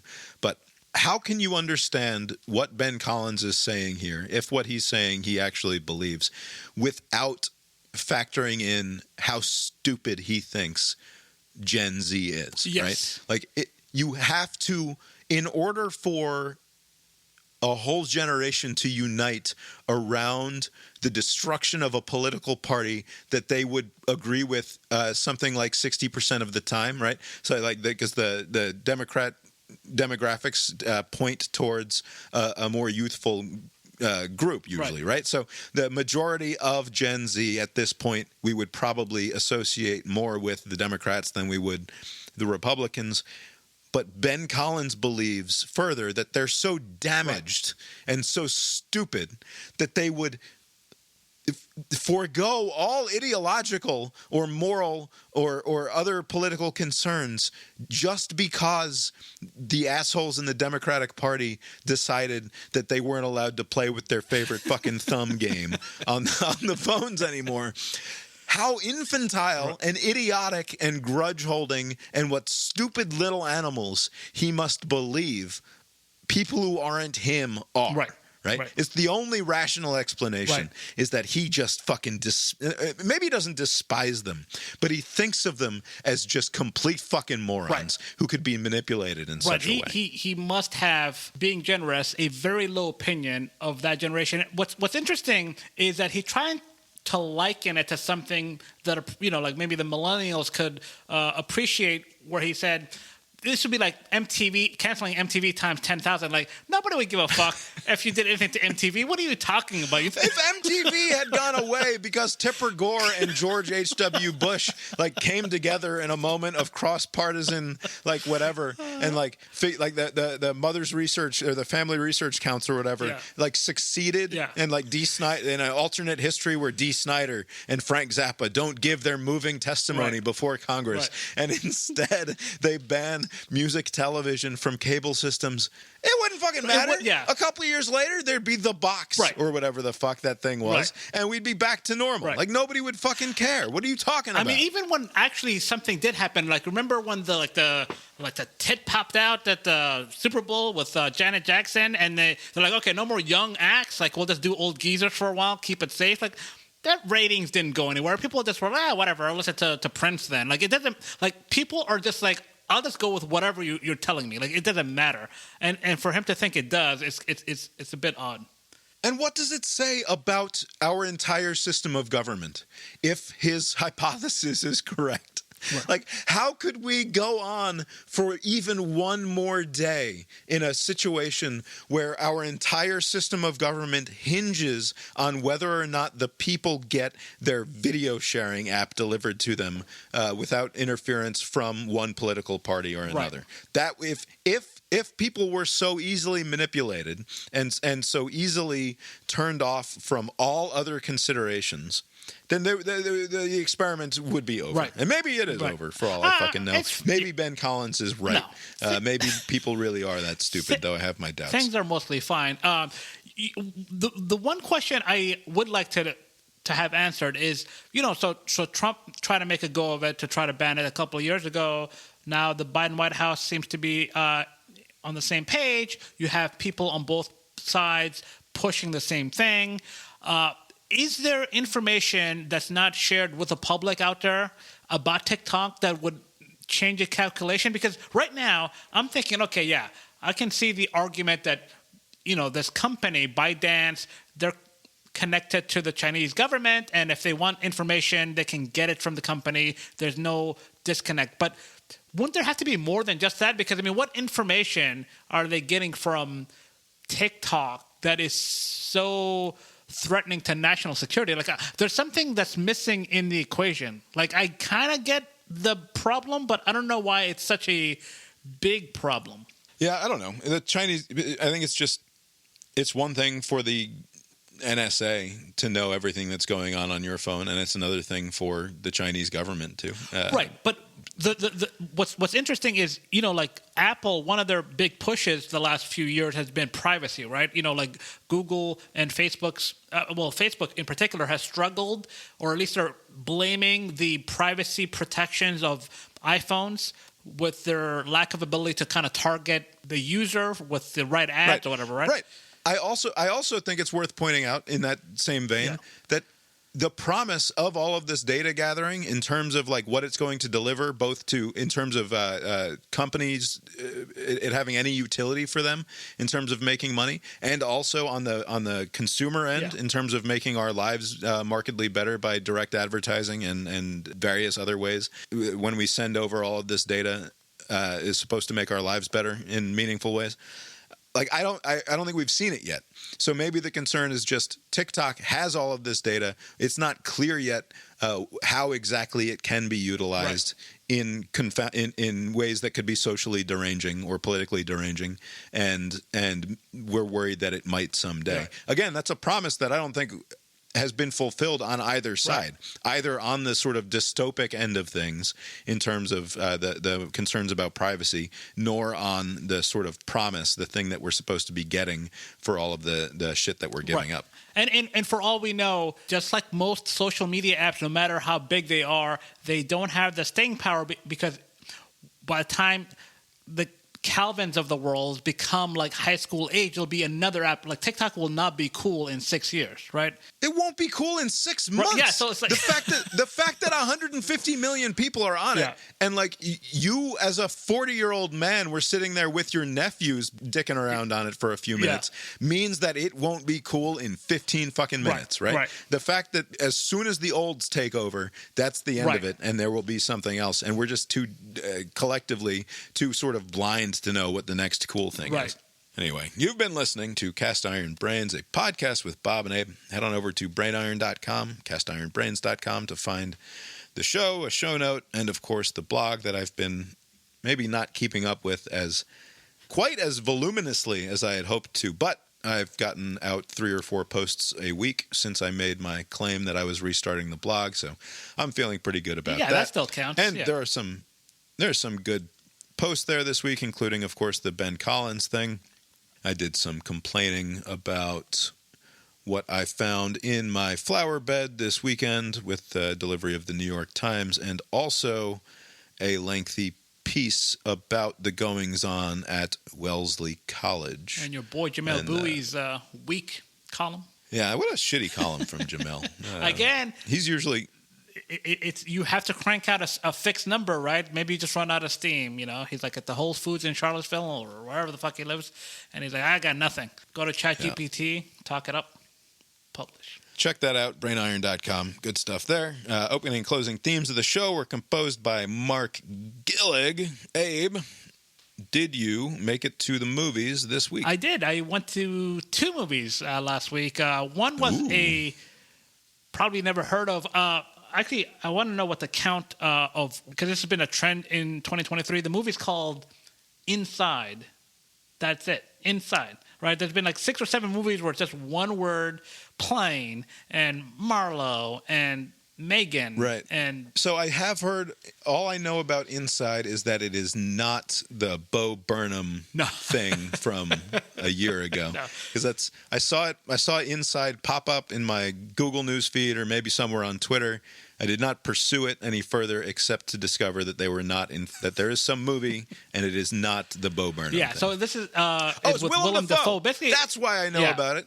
I said it before you said it, so I win. It was Willem Dafoe, and it's like this weird thing where he's locked in a room and he's not allowed to leave. Yes. I don't know if he like snuck in there or something and then couldn't get back out. But the reason that it's in my head is because he was in the New York Times, I think it was the T magazine, the fashion thing that they put out once a quarter. That makes my newspaper heavier once every 3 months. And it's a worthless magazine. They do like one photo shoot, and then there's like 90% of it is just stupid ads. I have no idea whatsoever how the economics of that continue to work out. It makes 0 sense to me whatsoever. But it stuck in my craw because Willem Dafoe was dressed in some shirt, some Armani shirt that they had, because when they dress these people, and then in the captions for the photos, they put how much the fucking clothes cost. Yeah. And like sometimes it's like, oh, this was done by so-and-so. Please call for pricing. The call for pricing? What the fuck is this? You don't want me to buy this shirt if I have to call for pricing. That's not how this works. But there was this Armani shirt, and it was listed at like $3,300 for a t-shirt. It's like, okay, I can sort of understand people who pay $300 for a t-shirt. It's ridiculous, but absurd to pay $300 for a t-shirt. Right. T-shirts should be free for winning second place in a cornhole tournament at a local brewery. Or perhaps you went running and you finished the race and you paid $40 for the entrance fee and to get the medal at the end, and they give you a shirt as well. That's how to get t-shirts. You don't pay $300 for a t-shirt. But further, you certainly don't spend $3,300 on a fucking t-shirt from Armani. What the fuck? Anyway, that's my connection to Inside, which is that Willem Dafoe got the centerfold treatment in some fashion spread and an interview to go along with it. Interesting guy. Weird guy, but interesting guy. Yeah. This is, I guess, an inside scoop. So they are dressed. So I mean, I know a little about fashion. So like, do these people, these actors, musicians, they just show up and they put clothes on them, so they have no say. This is inside information that only I. That only I have access and knowledge about. This is the secret knowledge that I bring as a former fucking pizza delivery boy to this podcast. Is that celebrities don't show up in their own clothes and then wear them at fashion shoots. I'm on the outside of whatever inside you're in. Like, right. I did not know. I guess I didn't put thought into it. Anyways, that makes sense. Now that I think about it, how else would it work? Like, you wouldn't show up with a, like a brewery T-shirt. And, I assume that nobody actually pays $3,000 for a fucking shirt that they would wear. That right. They, like, even the people with that sort of money, like, you walk in there and you don't actually pay sticker price for the fucking insane shirt. That this is supposed to be an exclusive club that only wildly wealthy people are in, but even they are not paying $3,300 for a fucking shirt. Like, that is, it's so completely implausible to me. And also, if it is true that you can walk in and spend fucking $10,000 or $12,000 on an outfit, that like just a normal walking around outfit, right? Like that is largely indistinguishable from $100 outfit. Instead, it's a $10,000 outfit between the jeans and the boots and the T-shirt. That's just such a disgusting obscenity to me that my brain refuses to acknowledge that it's actually possible. Right. On the movie front, that's right. We're talking about a movie. How was the movie? You are on the right track. So the story is about an art thief, Willem Dafoe. He's like the only one that's in the movie, the whole movie. Nice. Like, you can hear other voices, but he's the only one really there. By the way, checks out. Good casting. I believe that Willem Dafoe could be an art thief, just based on looking at him. He fit the bill. So an art thief, he's doing stealing art from this nice place. He cased the joint. He has somebody on the outside that's feeding him information, who's giving him the lock, the passwords, all that stuff. So this is supposed to be like a smooth thing. He knows exactly what things to steal, like what pieces of art in this home are worth what. He's going through his list, and something happens, a malfunction, and he's locked in. Like, now he cased a joint and the owner's gone to fucking vacation for months, right?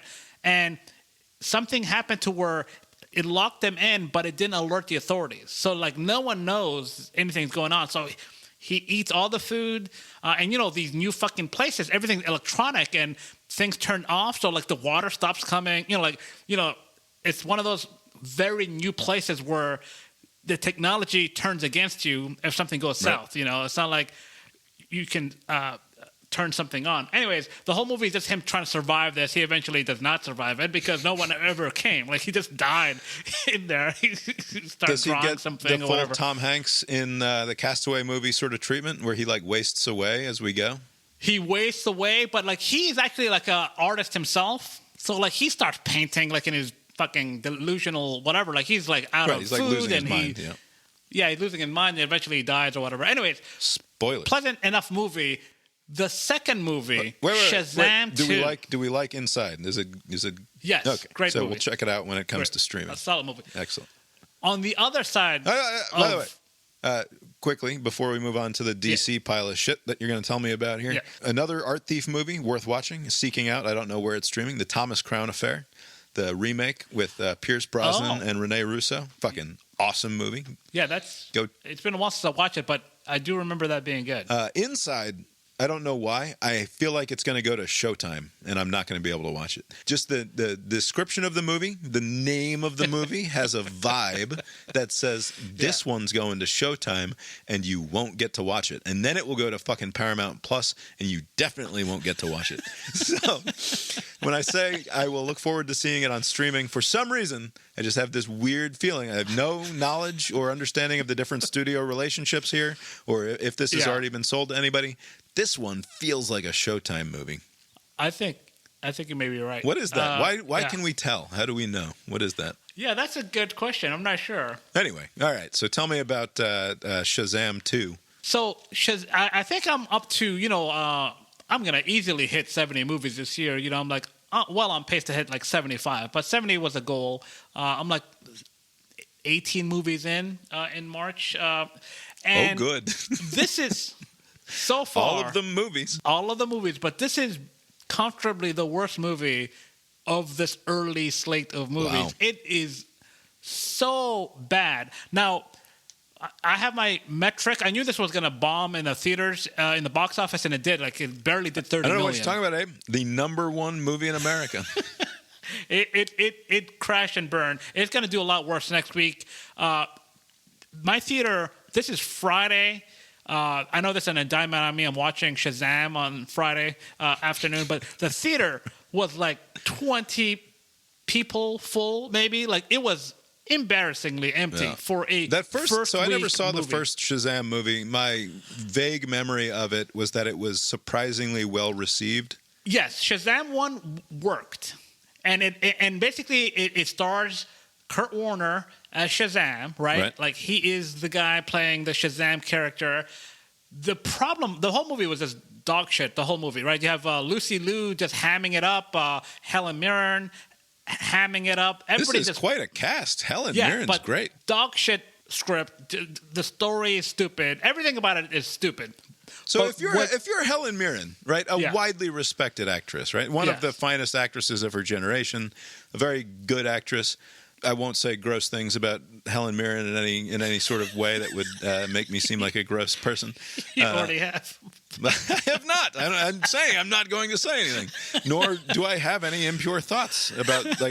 You're disgusting. Whatever you're thinking, that's disgusting. That's the queen you're talking about. all I'm saying here. Helen Mirren is great. Do we think so? If she reads this script. Yes. Do her and her agent just say, well, but they're all stupid, so it doesn't matter? Like, I think all of the superhero movies are fucking stupid. So, like, why be picky with the one where these people were like, hey, we wrote this for Helen Mirren. Why don't we get Helen Mirren to play this? Is that her thinking? Like, I'll be in this movie and it will be easy and I'll work for 22 days and get paid my $3.5 million or whatever it is and be done with it? It would have to be. I mean, this has got to be like the argument has to be this is a paycheck, and then you can live in whatever, in France or in California or whatever, continue to live a great life, do, 20 days or whatever, get in and get out. Michael Douglas, Michelle Pfeiffer, there's a lot of people that were around a long time ago that are in these dog shit movies, these cartoon movies, and that's got to be it, right? Like, they're probably telling each other, like, holy shit, all this money for some garbage roles, like, whatever. Anyways, the worst part of this Shazam movie, right? So the whole movie, nonsense, right? Lucy Liu is like, turns evil, like, and there's a big show at the end where they fight, and Kurt Warner's Shazam is like, I'm gonna sacrifice myself for the team. I'm gonna get into battle with her and some dragon or some shit, and basically, like, I'm gonna take her down, but I'm gonna go down with her. Like, he kind of anticipates that I don't have enough power to, like, survive this, and so he's like, all right. He does his goodbye to his friends and family, like, I'm doing the right thing. Have a little cry fest. He does the right thing. He takes her down. He goes down with her. Cut to, like, a funeral or whatever. Like, just like, hey. Everybody's gathered around, and there's a plot of land where, like, that's where the Kurt Warner guy's laying, like, he's dead. And everybody's like, oh, pity. Oh, can't believe that fucker died. And then, just out of the blue, like, the Wonder Woman theme plays. That stupid Wonder Woman theme comes, and the Wonder Woman lady shows up. Out of the entire DC Extended Universe,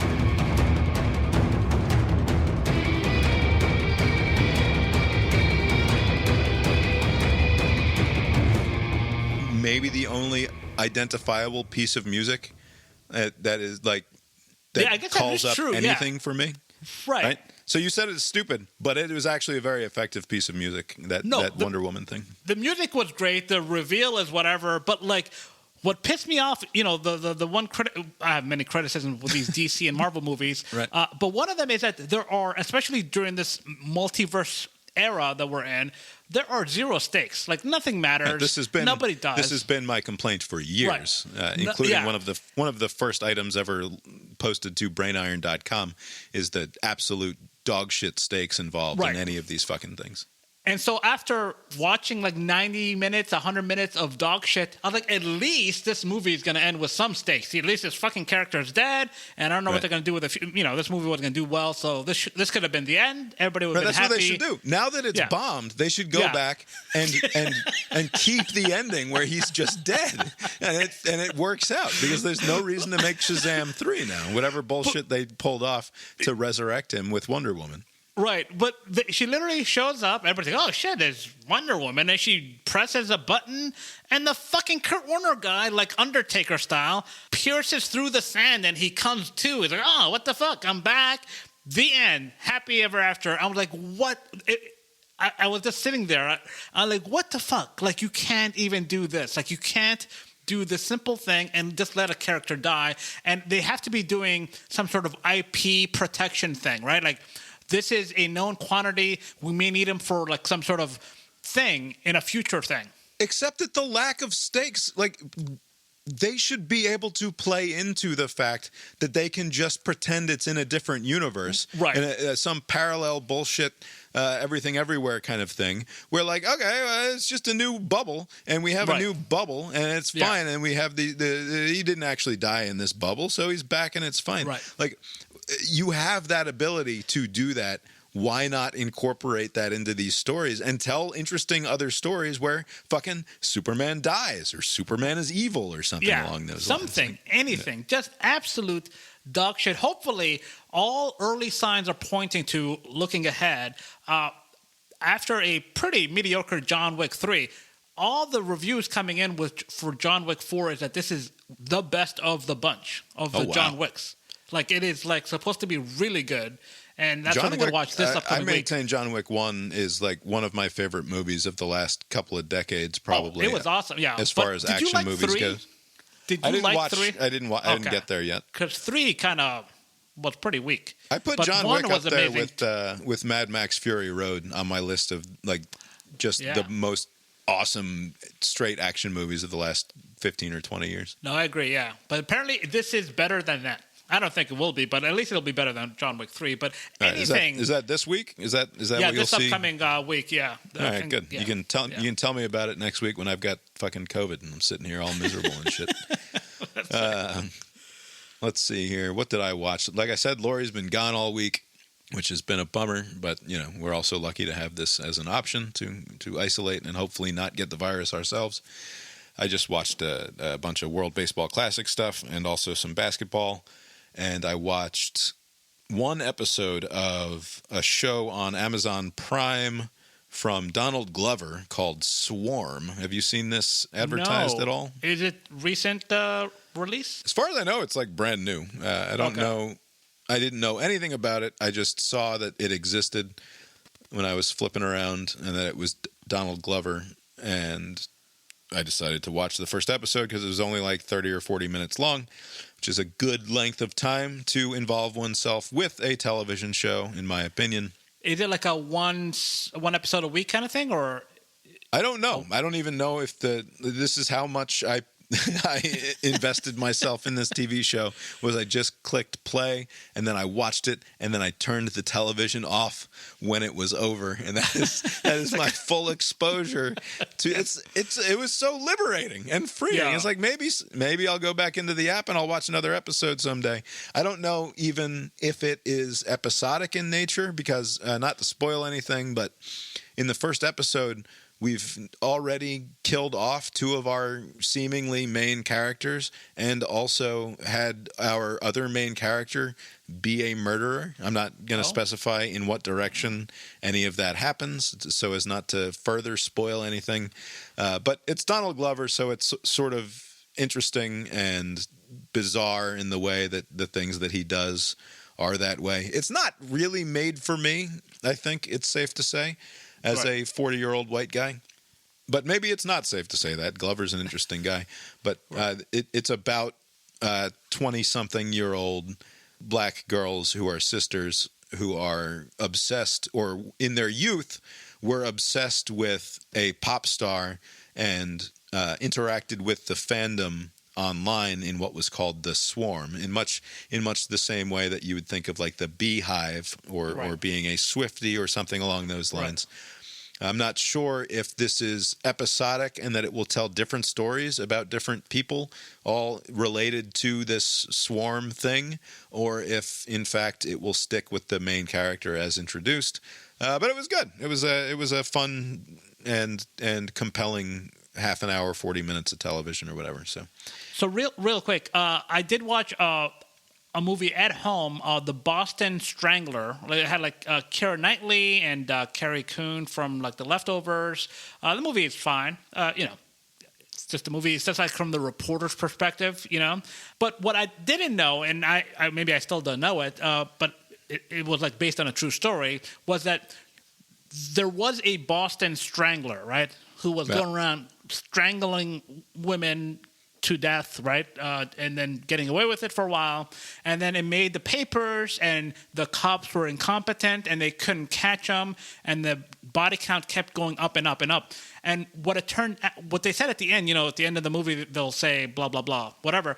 But the impression that they left was that others who wanted to kill women in their lives just modeled their killing after the Boston Strangler, who would put some sort of decorative thing around their neck or do certain things, which is laid out in the newspaper. And then whenever the police came to, they would just say, oh, another one of these Boston Strangler killings, right? And they're thinking that it's likely that some of the people that were associated with a Boston Strangler were actually just random people that were killed because their husbands wanted them dead. Jesus for Christ. Whatever reason. That was the impressions that were left. And it reminded me of the DC sniper case. Remember how the is how is it that we get to this ending 10 minutes of the show and you only now bring up social contagion in this way, Abe? We've been talking about goddamn social contagion all goddamn night, and you watched this week. I know. My brain doesn't work in the right way all the time. But what it reminded me of was the DC sniper case where this was deliberate. The guy, that John whatever Muhammad guy, wanted to just kill a bunch of people to mask his true target, his ex-wife. So he was killing people at gas stations over and over and over and over again, and then he was going to set it up to where he would get his wife, and then they would say another victim of this crazy I don't sniper. think I knew that, or if I had heard that, it had escaped my permanent memory of that event. Is that true? That he was trying? He was ultimately trying to kill his old lady. Yeah, the plan was to kill his wife, but he needed to mask it because if he was doing this with his son, wasn't he? Yeah, well, he was not like a blood son. I think he just took him out. I don't think they were actually related. Okay, it was not his actual son. Okay, no, but basically he was separated, and he was kind of whatever. He harbored some resentment, and he wanted her dead, and he concocted this whole thing. So all the people that died, the wife is still alive, the ex-wife, but all the people that died were just supposed to mask his true plan. I think I'll figure out what the name of the... Yeah, make sure you send that to me so I can stick it in the show notes, because in my head, that's just one of the Islamic terrorism spree killings. This was some sort of scheme that he had, and I just thought of that. I was like, wow, I can't people use a broader thing to get their personal vendetta out of the way. What kind of thought process is that? You're reading something, oh, this is terrible. Oh, I know. Right. This is an opportunity for me to do the thing. It's fucked up. Yeah.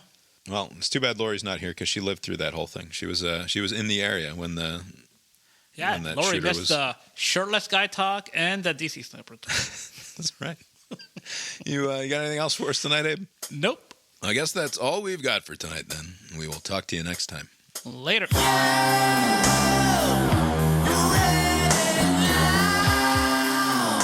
I had to guess, it was one of those retrospective podcast where they kind of went into it and they were interviewing people, but I think there was an article associated with it. I'll see if I can find it. That must have come out years later or something, because I definitely don't remember any of that at all. Yeah, last I remember, basically once they got him, they were surprised, it's not some white dude or some sort of foreign terrorist. Is this some black guy? I mean, he had a Muslim name or whatever, but it was just some dude with his kid. Oh man. Japan wins 6-5, the big comeback. What? What was it? What was the update you gave earlier? It was 3-0 in the 7th, and then I guess we got a fucking ball game that we missed out on. I'll have to watch that tomorrow. or at least the highlights. It's hard to, even as a fucking tremendous baseball fan that I am, when I have the option of just waking up in the morning and turning on the 15-minute game highlights package rather than watching the entire baseball game, it's really hard to just watch the highlights package. Although, you know, I the day after, you know, that 1 versus 16 game, I watched the whole game the next day because I didn't watch it when it was happening. I just saw the score. Right. And so I'll do that on rare occasion. But usually I will, like YouTube will have like a 9-minute thing if it's a basketball thing, or 15 minutes. Those things work. Yeah. I don't know that I could ever commit to watching a basketball game that I knew the outcome of. Oh, it's great. Well, actually, I mean, a lot of times, I mean, you know, this is mostly because I'm like drinking, but like for many years, like I'll watch like the Georgia games, and it's like on Saturday, and I'm like sloshed a little bit, and I kind of get the gist. But then I want to. Oh, believe me, I remember. And then the next day I will watch it, in, you know, just because obviously you'll remember more, and so I'll watch it that way. But yeah, it's good to even knowing the score. Like they don't know that you know the score, right? The people you're watching don't know it. It still works. Did you see Kevin Harlan's call of the end of the Virginia game? Oh, is there video of it? Where? Yeah, hang on. Clark in a straight jacket. He didn't need to do that. He threw it away. Helen, Padis. Thurman leads. Timeout, Virginia. Did we just see what we think we just saw? Wow. Van Gundy looks like he just seen an actual murder. Like, am I supposed to call the police? It seems to be Stan Van Gundy's face. I can't tell if it's just mere enthusiasm or also the hand thing. Is it also like let the moment kind of breathe? Also, like don't step into the.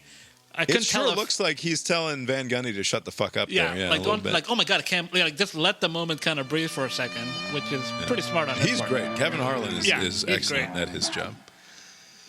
Anyway. All right. Good night. Good night.